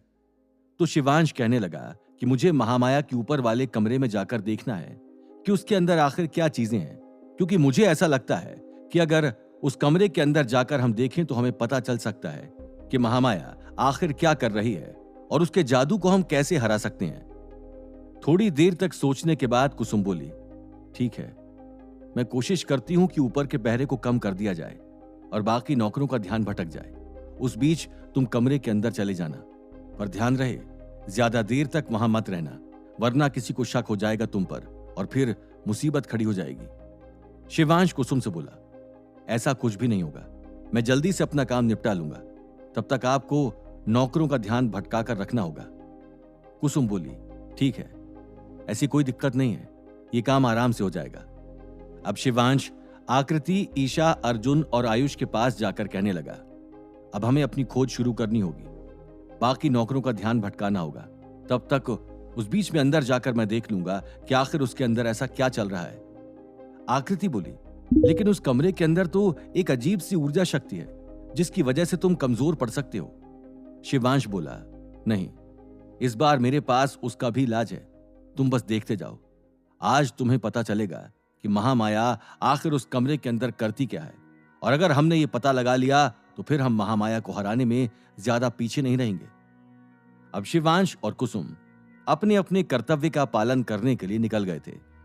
कुसुम ने ऐसी चाल चली कि उसने महल के बाहर जाकर एक छोटे से कपड़े में आग लगा दी और जोर जोर से चिल्लाने लगी कि महल में आग लग गई है, महल में आग लग गई है, देखो देखो महल में आग लग गई। इस वजह से सारे महल के नौकर महल को छोड़कर बाहर आ गए और देखने लगे कि आखिर कहां पर आग लगी है। और जब ये देखा कि पूरा महल खाली हो गया है, सारे नौकर बाहर जा चुके हैं, तो शिवांश समझ गया कि ये कुसुम की चाल है। शिवांश ने तुरंत बिना अपना वक्त जाया किए ऊपर की तरफ भागना शुरू कर दिया। ऊपर पहुंचकर सबसे पहले अपने हाथ में उसने मशाल उठाई, जिसकी वजह से वो उस कमरे के अंदर देख सकता था कि क्या हो रहा है। अंदर पहुंचते ही शिवांश को फिर से वही एक बहुत शक्तिशाली ऊर्जा शक्ति महसूस होने लगी और मशाल भी बुझने लगी थी। थोड़ी देर तक तो शिवांश का शरीर ऐसा लग रहा था कि सुन्न पड़ गया है, लेकिन फिर शिवांश ने सिस्टम से कहा, क्या कुछ ऐसा हो सकता है जिसकी वजह से मेरे ऊपर एक सुरक्षा कवच लग जाए और ये शैतानी शक्ति मेरा कुछ नुकसान न कर पाए? सिस्टम ने बोला, हाँ, ऐसी एक नहीं कई सारी साधना तकनीक हैं और तुम्हें उसके लिए बहुत सारे पॉइंट्स खर्च करने पड़ेंगे, उसके बाद ही तुम्हें यह कवच मिलेगा। शिवांश बोला, ठीक है, और अपनी जेब से एक डेमोनिक कोर निकालकर उसका इस्तेमाल करता है और फिर सिस्टम से कह देता है, ठीक है, मैं अपने पॉइंट खर्च करने के लिए बिल्कुल तैयार हूं, मुझे जल्द से जल्द इस शैतानी ऊर्जा शक्ति से बचने के लिए कोई सुरक्षा कवच दे दो। तो सिस्टम पॉइंट्स लेकर के तुरंत शिवांश के शरीर में एक सुरक्षा कवच को एक्टिवेट कर देता है। जैसे ही सुरक्षा कवच एक्टिवेट होता है, शिवांश को शैतानी ऊर्जा शक्ति महसूस होना बंद हो जाती है। शिवांश समझ गया कि सिस्टम ने अपना काम कर दिया है। अब शिवांश बिना वक्त गंवाए मशाल लेकर कमरे के अंदर घुस जाता है। महल के नौकर अभी भी बाहर ही थे और उस आग के जरिए को ढूंढ रहे थे कि आखिर महल में आग कहां से लग गई है, क्योंकि अगर सचमुच में आग लग जाती तो महामाया बहुत नाराज होती। उसने महल की जिम्मेदारी नौकरों के ऊपर ही सौंपी थी और इस वक्त सारे नौकर बहुत डरे हुए थे। उन्हें लग रहा था कि कहीं आदिवासी कबीले वाले लोगों ने फिर से आकर के विजयला राज्य पर हमला तो नहीं कर दिया है। उन्हें ऐसा ही लग रहा था। सब तरफ अफरा तफरी मची थी। सारे नौकर आग के स्रोत को ढूंढने की कोशिश कर रहे थे कि ये आग लगी कहां है। कुसुम एक कोने में चुपचाप खड़ी थी, क्योंकि ये सब उसका ही किया धरा था और इस वक्त कुसुम बहुत खुश थी। शिवांश भी कमरे के अंदर प्रवेश कर चुका था। कमरे में थोड़ा थोड़ा शिवांश को कुछ न कुछ दिखाई पड़ रहा था। बड़ी मुश्किल से शिवांश दबे पांव आगे बढ़ रहा था, क्योंकि उसे डर लग रहा था कि कहीं किसी कदम पर महामाया ने कोई एक ऐसा जादू का जाल ना बिछा रखा हो जिसकी वजह से शिवांश मुसीबत में पड़ जाए। शिवांश महामाया के कमरे के अंदर थोड़ा सा ही गया था कि उसे कमरे में चारों तरफ वही अजीबो गरीब चीजें दिखाई पड़ रही थी। कुछ चीजें तो शिवांश की समझ से बाहर थीं कि इनका आखिर काम क्या है, और हो भी क्यों ना, वो सब महामाया के काम की चीजें थीं और जादुई चीजें थीं, और शिवांश का जादू से दूर दूर तक कोई वास्ता नहीं था। शिवांश को वापस से वही सभी नजर आ रहा था जो उसने पहले ही देख लिया था। शिवांश को वो किताब भी नजर आई जो मेज पर रखी हुई थी और जगमगा रही थी। शिवांश जैसे ही उस किताब के पास जाता है, वो किताब जगमगाना बंद कर देती है। शिवांश समझ जाता है कि इस किताब को ले भी लिया तो भी कुछ खास फायदा नहीं होगा, और महामाया को पता चलेगा वो अलग मुसीबत होगी। शिवांश आगे बढ़ जाता है और कमरे में कुछ और भी खोजने लगता है, जिससे पता चल सके कि महामाया की जादू का कोई तोड़ मिल जाए किसी तरह। शिवांश को वो कटोरा दिखा था जिसमें एक बूढ़ा इंसान नजर आ रहा था जिसको बंदी बना लिया था। शिवांश हालांकि इस बात से अनजान था कि वो बूढ़ा इंसान ही महामाया का गुरु है, जिसकी मदद से शिवांश महामाया को हरा सकता है। शिवांश ने उस कटोरे में दिख रहे बूढ़े को थोड़ा ध्यान से देखा और खुद से सवाल किया, आखिर तुम हो कौन और क्या रिश्ता है तुम्हारा महामाया से जो उसने तुमको बंदी बनाकर रखा है। शिवांश को यह भी ध्यान में आया कि वो बर्फीला कमरा जिसमें बूढ़े को रखा गया है वो कुछ जाना पहचाना सा लग रहा है। फिर शिवांश आगे बढ़ता है। कमरे के कोने में एक अजीब सा चित्र बना था। इस चित्र में अजीब अजीब सी चीजें लिखी थीं और वो चित्र खून से बना हुआ था। ये सब देखकर शिवांश का दिल दहल गया, क्योंकि वो कमरा किसी तांत्रिक के कमरे से कम नहीं लग रहा था। शिवांश समझ गया कि महामाया अपनी शक्तियों को बढ़ाने के लिए कोई बहुत बड़ा मंत्र जाप कर रही है, इसलिए वो नहीं चाहती कि शाम को कोई बाहर से महामाया को देखे और उसके मंत्र जाप में कोई विघ्न आ जाए। शिवांश समझ गया कि अब आगे क्या करना है। उसे महामाया को उसके मंत्र जाप करने से रोकना होगा, लेकिन ऐसा मुमकिन नहीं था जब तक शिवांश को यह ना पता चल जाए कि महामाया आखिर मंत्र जाप क्यों कर रही है। क्योंकि अब तक शिवांश ने जितना सुना था उस हिसाब से महामाया के पास तो बहुत ताकत थी, शायद इतनी ताकत कि कई सारे जादूगरों को महामाया अकेले हरा सकती थी। लेकिन फिर महामाया को अपने जादू को क्यों बढ़ाना है? वो इतनी मेहनत किस लिए कर रही है? शिवांश के दिमाग में कई सारे सवाल घूम रहे थे और उनमें से किसी भी सवाल का कोई जवाब शिवांश के पास नहीं था और ना ही शिवांश के दोस्तों के पास था। अगर इन बातों का जवाब कोई दे सकता था तो वो खुद महामाया थी। शिवांश को ऐसा लग रहा था जैसे थोड़ी देर में उसका सर दर्द से फट जाएगा। उसके दिमाग में बहुत उधेड़-बुन चल रही थी। वो अब ज्यादा देर तक उस कमरे में नहीं रुकना चाहता था, क्योंकि उसे कुछ खास दिखाई नहीं पड़ा था। शिवांश तुरंत बिना कुछ सोचे कमरे से बाहर आ गया। बाहर आते वक्त शिवांश को ऐसा लगा जैसे किसी ने उसे देख लिया है, इसलिए शिवांश तुरंत कमरे की दीवार के पीछे छुप जाता है और इंतजार करने लगता है कि आखिर वहां कौन है जिसने शिवांश को उस कमरे के अंदर जाते देख लिया है, और वो कोई और नहीं था। जब आयुष ने शिवांश को छुपते हुए देखा तो उससे बोला, आप छुपो मत, ये मैं हूं। मैं देखने आया था कि आप कहीं किसी मुसीबत में तो नहीं फंस गए हैं, और अगर फंस गए हैं तो मैं आपकी सहायता कर सकूं। शिवांश मुस्कुराकर कहने लगा, अरे तुमने तो मुझे डरा ही दिया था। शिवांश आयुष से बोला, अब बाकी की बातें कमरे में चलकर करते हैं। अगर किसी ने यहां देख लिया तो बहुत ज्यादा बवाल हो जाएगा। तो आयुष हंसकर कहने लगा, अरे नहीं, आज कोई भी अंदर नहीं आने वाला है। वो लोग महल में लगी आग के लिए इतना परेशान हो गए कि अभी तक बाहर अफरा तफरी मची है कि आखिर आग लगी कहां से थी। शिवांश कहने लगा, हाँ, क्यों भी ना हो। अगर महल में गलती से कुछ हो गया तो महामाया इसका बदला बाकी सबसे लेगी। इसलिए ध्यान रहे कि कोई ऐसा नुकसान या फिर कुछ ऐसा ना हो जिससे महामाया को गुस्सा आ जाए और वो हमें यहां से बाहर निकाल दे, क्योंकि अब हमारा यहां रहना बहुत जरूरी है। शिवांश और आयुष उस जगह को छोड़कर चले गए। शिवांश ने सबसे पहले बगीचे में जाकर देखना ठीक समझा, ताकि किसी को शक न हो कि इतनी देर से शिवांश कहां था। बाहर जाते ही शिवांश ऐसे दिखाने लगा जैसे उसे कुछ पता ही नहीं है। काफी देर के बाद शिवांश ने खुद ही नौकरों से बोल दिया, आप लोग अंदर आ जाइए। मैं इस महल का सेनापति हूं और सेनापति के नाते ये जिम्मेदारी मेरी होनी चाहिए। आप लोगों ने अपनी जिम्मेदारी बखूबी निभा ली है। अब आप लोग वापस जाकर अपना अपना काम कर सकते हैं। तो एक दासी शिवांश से बोली, नहीं, हम अभी अपना काम वापस शुरू नहीं कर सकते हैं, क्योंकि अगर महल में गलती से भी कुछ हो गया तो महामाया हमारी जान ले लेंगी, और हम ऐसा कुछ हरगिज नहीं चाहते हैं। शिवांश की बातें सुनकर कुछ नौकर तो अंदर चले गए थे, पर कुछ अभी भी बाहर रहकर इस बात का आश्वासन करना चाहते थे कि सच में वहां कोई नहीं है, यह आग गलती से लग गई है। फिर शिवांश कुसुम के पास जाकर उससे कहने लगा, धन्यवाद, आपने अपना कर्तव्य बखूबी निभाया है। अगर आप नहीं होती तो आज जो कुछ भी मुझे पता चला है वो मुमकिन नहीं हो पाता। कुसुम शिवांश से बोली, अरे नहीं नहीं, इसमें शुक्रिया जैसा कुछ भी नहीं। ये सब मेरे महाराज के लिए है, मेरे स्वर्गीय महाराज।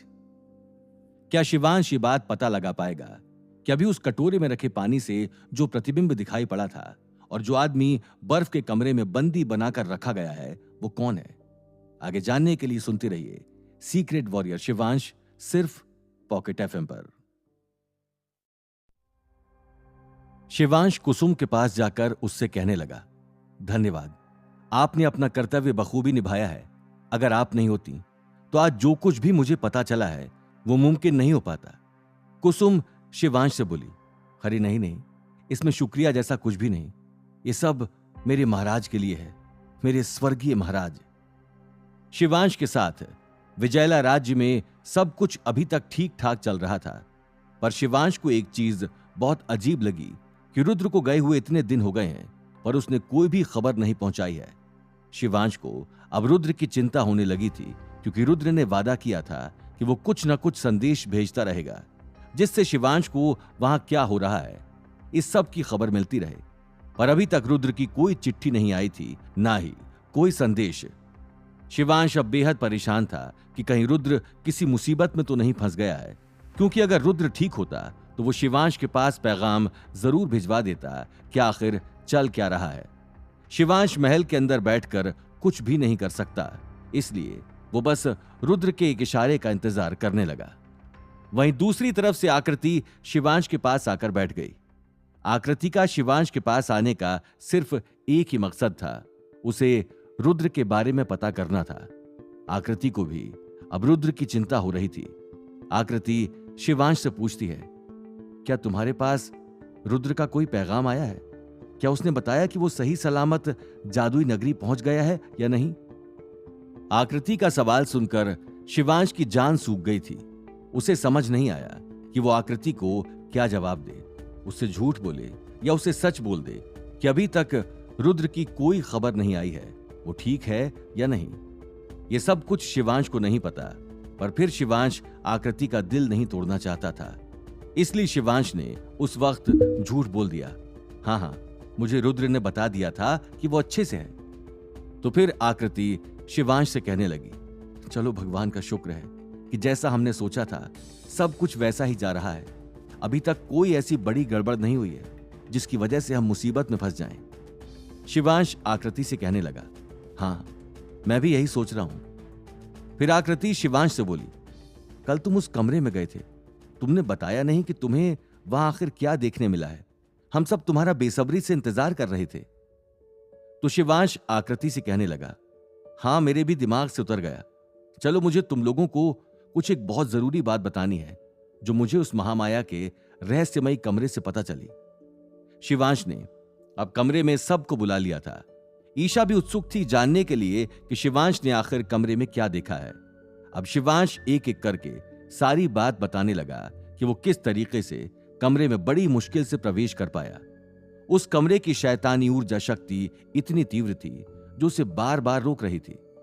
फिर शिवांश आगे बताता गया कि वो जैसे ही कमरे में घुसा, उसे बहुत सारे कंकाल तंत्र दिखाई पड़े। उसे देखकर शिवांश को समझ आ गया कि वहां पर बलि दी जाती है और यही एक जरिया है जो महामाया अपनी शक्तियों को इतना बड़ा कर रही है। फिर शिवांश आगे बताने लगा कि उसको कमरे में एक अजीब सा कटोरा रखा दिखाई दिया जिसमें पानी भरा था। शिवांश ने अपनी एक उंगली से उस कटोरे को छुआ तो अचानक से कटोरे में परछाई दिखाई पड़ने लगी। वो परछाई एक बूढ़े आदमी की थी जिसे एक बर्फीले कमरे में बंदी बनाकर रखा गया था। उस जगह पर बहुत सर्दी थी। बस मुझे यही दिखाई पड़ा, पर मुझे समझ नहीं आया कि वो आदमी आखिर कौन है और उसका महामाया से क्या संबंध है, और महामाया ने उसको इस तरीके से बंदी बनाकर क्यों रखा हुआ है। तो शिवांश की बात काटते हुए आयुष उससे बोला, हम ये बात कैसे कह सकते हैं कि उसे महामाया ने ही बंदी बनाया है? तो शिवांश बोला, मैं ये बात दावे के साथ कह सकता हूं कि उसे महामाया ने ही बंदी बनाया है, क्योंकि अगर महामाया ने ऐसा ना किया होता तो महामाया उस आदमी की परछाई अपने जादू के कटोरे में नहीं देख रही होती। महामाया उस पर नजर रख रही है कि कहीं वो आदमी बचकर भाग ना जाए, इसलिए बर्फीले पहाड़ों के बीच उसने उन्हें छुपा कर रखा है। हमें जल्द से जल्द पता करना होगा कि आखिर वो हैं कौन। फिर ईशा उत्सुकता से शिवांश से बोली, और कुछ नहीं मिला तुम्हें वहां से? तो शिवांश कहने लगा, हां, और भी चीजें थी, पर वो मेरे किसी काम की नहीं थी। वो सब जादुई चीजें थी और जिनका इस्तेमाल सिर्फ महामाया को आता है। पर वहां मेज पर एक किताब रखी थी। वो पहले बहुत ज्यादा जगमगा रही थी, पर जैसे ही मैं उस किताब के पास गया और उस किताब को छुआ, किताब ने जगमगाना बंद कर दिया। ऐसा मैंने 4-5 बार करके देखा, पर फिर मुझे यकीन हो गया कि उस किताब में कुछ ऐसा रहस्य है जो महामाया किसी और को भी पढ़ने नहीं देना चाहती। इसलिए उसने उस पर अपने जादू से कुछ कर रखा है कि कोई भी बाहर वाला आदमी उस किताब को पढ़ नहीं सकता। अब मुझे ये यकीन हो गया है कि हमें अगर महामाया के बारे में और जानना है तो हमें उस किताब को अपने वश में करना होगा। अगर एक बार किताब मिल गई तो बहुत कुछ आसान हो जाएगा। शिवांश बोला, बस इन चीजों के अलावा मुझे कमरे में कुछ ऐसा नहीं मिला जिसके बल पर हम ये कह सकें कि महामाया ने अपनी शक्तियां यहां से उपलब्ध की हैं। फिर शिवांश बोला, पर अब कोई बात नहीं, हम अब मंजिल से ज्यादा दूर नहीं हैं। हमें काफी कुछ ऐसा पता चल गया है जो महामाया को बर्बाद करने के लिए काफी रहेगा।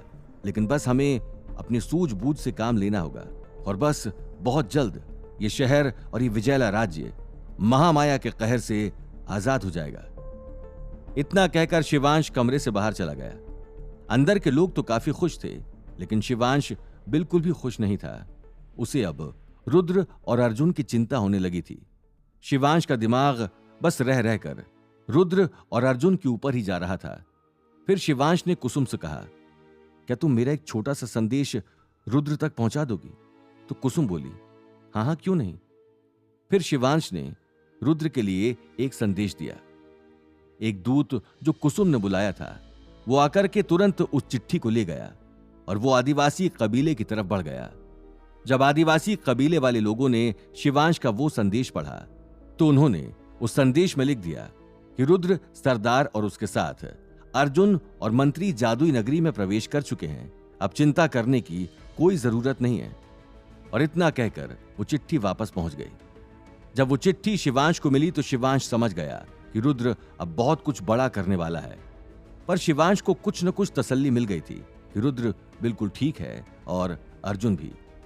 शिवांश को ऐसा लग रहा था कि उस दिन जब शिवांश कमरे के अंदर गया था तो महामाया के किसी नौकर या नौकरानी ने उसे नहीं देखा, पर यह शिवांश की गलतफहमी थी। एक दासी ने शिवांश को कमरे के अंदर जाते और आते हुए देख लिया था और वो ये बात जानती थी। इसी बात का फायदा उठाकर उस दासी ने रात में शिवांश से कुछ ऐसा कहा जिसने शिवांश की दुनिया हिला दी थी। दासी शिवांश से बोली, तुम अपने आप को बहुत होशियार समझते हो क्या? उस दिन मुझे पता है कि तुम ही महामाया के कमरे के अंदर गए थे और वहां से बाहर भी आए थे। यह सुनकर शिवांश दासी से बोला, ये सब कुछ तुम्हें कैसे पता है? दासी बोली, अब यह बात तो महामाया ही तय करेगी। महामाया के आने के बाद मैं उन्हें सब कुछ सच सच बता दूंगी। तुम पर महामाया बहुत ज्यादा भरोसा कर रही है। अब उनका भरोसा चकनाचूर हो जाएगा। देखना फिर वो तुम्हारा और तुम्हारे दोस्तों का क्या हाल करती है। दासी सब कुछ बोले ही जा रही थी कि पता नहीं किसी ने पीछे से आकर बहुत जोरदार हमला किया, जिसकी वजह से दासी एक बार में ही मर गई। वो तुरंत जमीन पर गिर गई और उसके सर से खून बहने लगा। शिवांश ये सब देखकर चौंक गया था। शिवांश ने जब शक्ल देखी तो वो ईशा थी। शिवांश तुरंत दौड़कर ईशा के पास आया और उससे कहने लगा, ये तुमने क्या कर दिया? तो ईशा बोली, अगर मैं ये ना करती तो दासी हमारा राज महामाया के सामने खोल देती। तो शिवांश ईशा पर नाराज होकर बोला, अरे पर उसे मारने की क्या जरूरत थी? अब तुम्हें पता है हमने कितनी बड़ी मुसीबत अपने सर ले ली है। अब जब ये दासी महल में किसी को नहीं मिलेगी तो सब इसको ढूंढने के लिए परेशान हो जाएंगे। ईशा बोली, ऐसा कुछ नहीं होगा। हम जल्दी से इसकी लाश को ठिकाने लगा देते हैं। अगर उसकी लाश ही किसी को नहीं मिलेगी तो किसी का शक हम पर नहीं जाएगा। अब जल्दी जल्दी हाथ चलाओ ताकि हम जल्दी से उसकी लाश को ठिकाने लगा पाएं। ईशा का यह रूप शिवांश ने पहली बार देखा था। शिवांश समझ गया था कि अब ईशा बहादुरी दिखा रही है और वो भी शिवांश के साथ उसकी मदद करना चाहती है। शिवांश और ईशा उस दासी की लाश को घसीटकर पीछे के दरवाजे से बगीचे में ले जाते हैं और वहां 2 फीट गड्ढा खोदकर दासी की लाश को उन्होंने दफना दिया। वहां ऐसा लग रहा था जैसे कुछ हुआ ही नहीं है और यह बात सिर्फ ईशा और शिवांश के बीच में ही थी कि ऐसा कुछ हुआ है। अब ईशा और शिवांश अपने हाथ पैर धोकर वापस कमरे में चले गए ताकि उन पर किसी का शक न जाए। ईशा शिवांश से बोली, अपने चेहरे पर बिल्कुल भी शिकन मत आने देना, वरना सबको हम पर शक हो जाएगा कि हम कुछ करके आए हैं और जो हुआ सो हुआ, उसे भूल जाओ। इतनी कोई बड़ी बात नहीं है। अगर हम उसे जिंदा रखते तो वो हमारी मौत का कारण बन सकती थी और अगर ऐसा कुछ आगे भी होने की संभावना रही तो मैं दोबारा फिर यह कर सकती हूं। तो शिवांश ईशा को समझाते हुए बोला, तुम्हें रिस्क लेने की जरूरत नहीं है। मैं हूं ये सब कुछ देखने के लिए। अगर तुम बार बार ऐसा करती रही तो एक दिन तुम पर मुसीबत आ जाएगी। आज ही तुमने जो किया है वो मेरे लिए बहुत नई चीज है, इसलिए मैं तुम्हें दोबारा ऐसा करने की अनुमति बिल्कुल नहीं दूंगा। ईशा थोड़ा गुस्से में शिवांश से बोली, अगर मैं ऐसा नहीं करती तो तुम्हें पता है वो दासी जाकर के सबको ये बात बता देती कि तुम उस कमरे में जा चुके हो और फिर आगे की बात तुम्हें पता ही है। मुझे तो ये समझ नहीं आ रहा है कि तुम मुझ पर नाराज क्यों रहे हो। मेरी गलती क्या है? ईशा की बात पर शिवांश उससे बोला, तुम्हारी कोई गलती नहीं है। मैं बस तुम पर कोई मुसीबत नहीं आने देना चाहता हूं, इसलिए मैं तुम्हें इन सब चीजों से दूर रहने के लिए कह रहा हूं। अगर ऐसा नहीं होता तो मैं तुम्हें कभी इन बातों के लिए नहीं समझाता। ईशा शिवांश की बात पर बोली, अच्छा ठीक है, मैं तुम्हारी बात समझ गई। आगे से ऐसा कुछ भी होगा तो मैं ऐसा नहीं करूंगी। पहले तुम्हें बता दूंगी, उसके बाद ही मैं कोई कदम आगे बढ़ा पाऊंगी। बातें करते करते ईशा और शिवांश कमरे के अंदर चले गए। वहां सार्थक, आयुष और आकृति बैठे थे। उन्होंने ईशा और शिवांश को देखा तो वो तुरंत खड़े हो गए और उनसे सवाल करने लगे कि तुम लोग इतनी देर से कहां थे? हमने तुम्हें कितना ढूंढा पर तुम कहीं नहीं दिखे। तो शिवांश बोला, हमारा दम घुटने लगा था महल में, इसलिए हम थोड़ा बाहर जाकर टहलने के लिए चले गए थे। आकृति समझ गई थी कि कोई बात है जो ईशा और शिवांश उन लोगों से छुपा रहे हैं। आकृति ने यह बात उनसे पूछनी जरूरी नहीं समझी। क्या दासी की मौत का पता किसी को भी महल में चलेगा? आगे जानने के लिए सुनते रहिए सीक्रेट वॉरियर शिवांश, सिर्फ पॉकेट एफएम पर।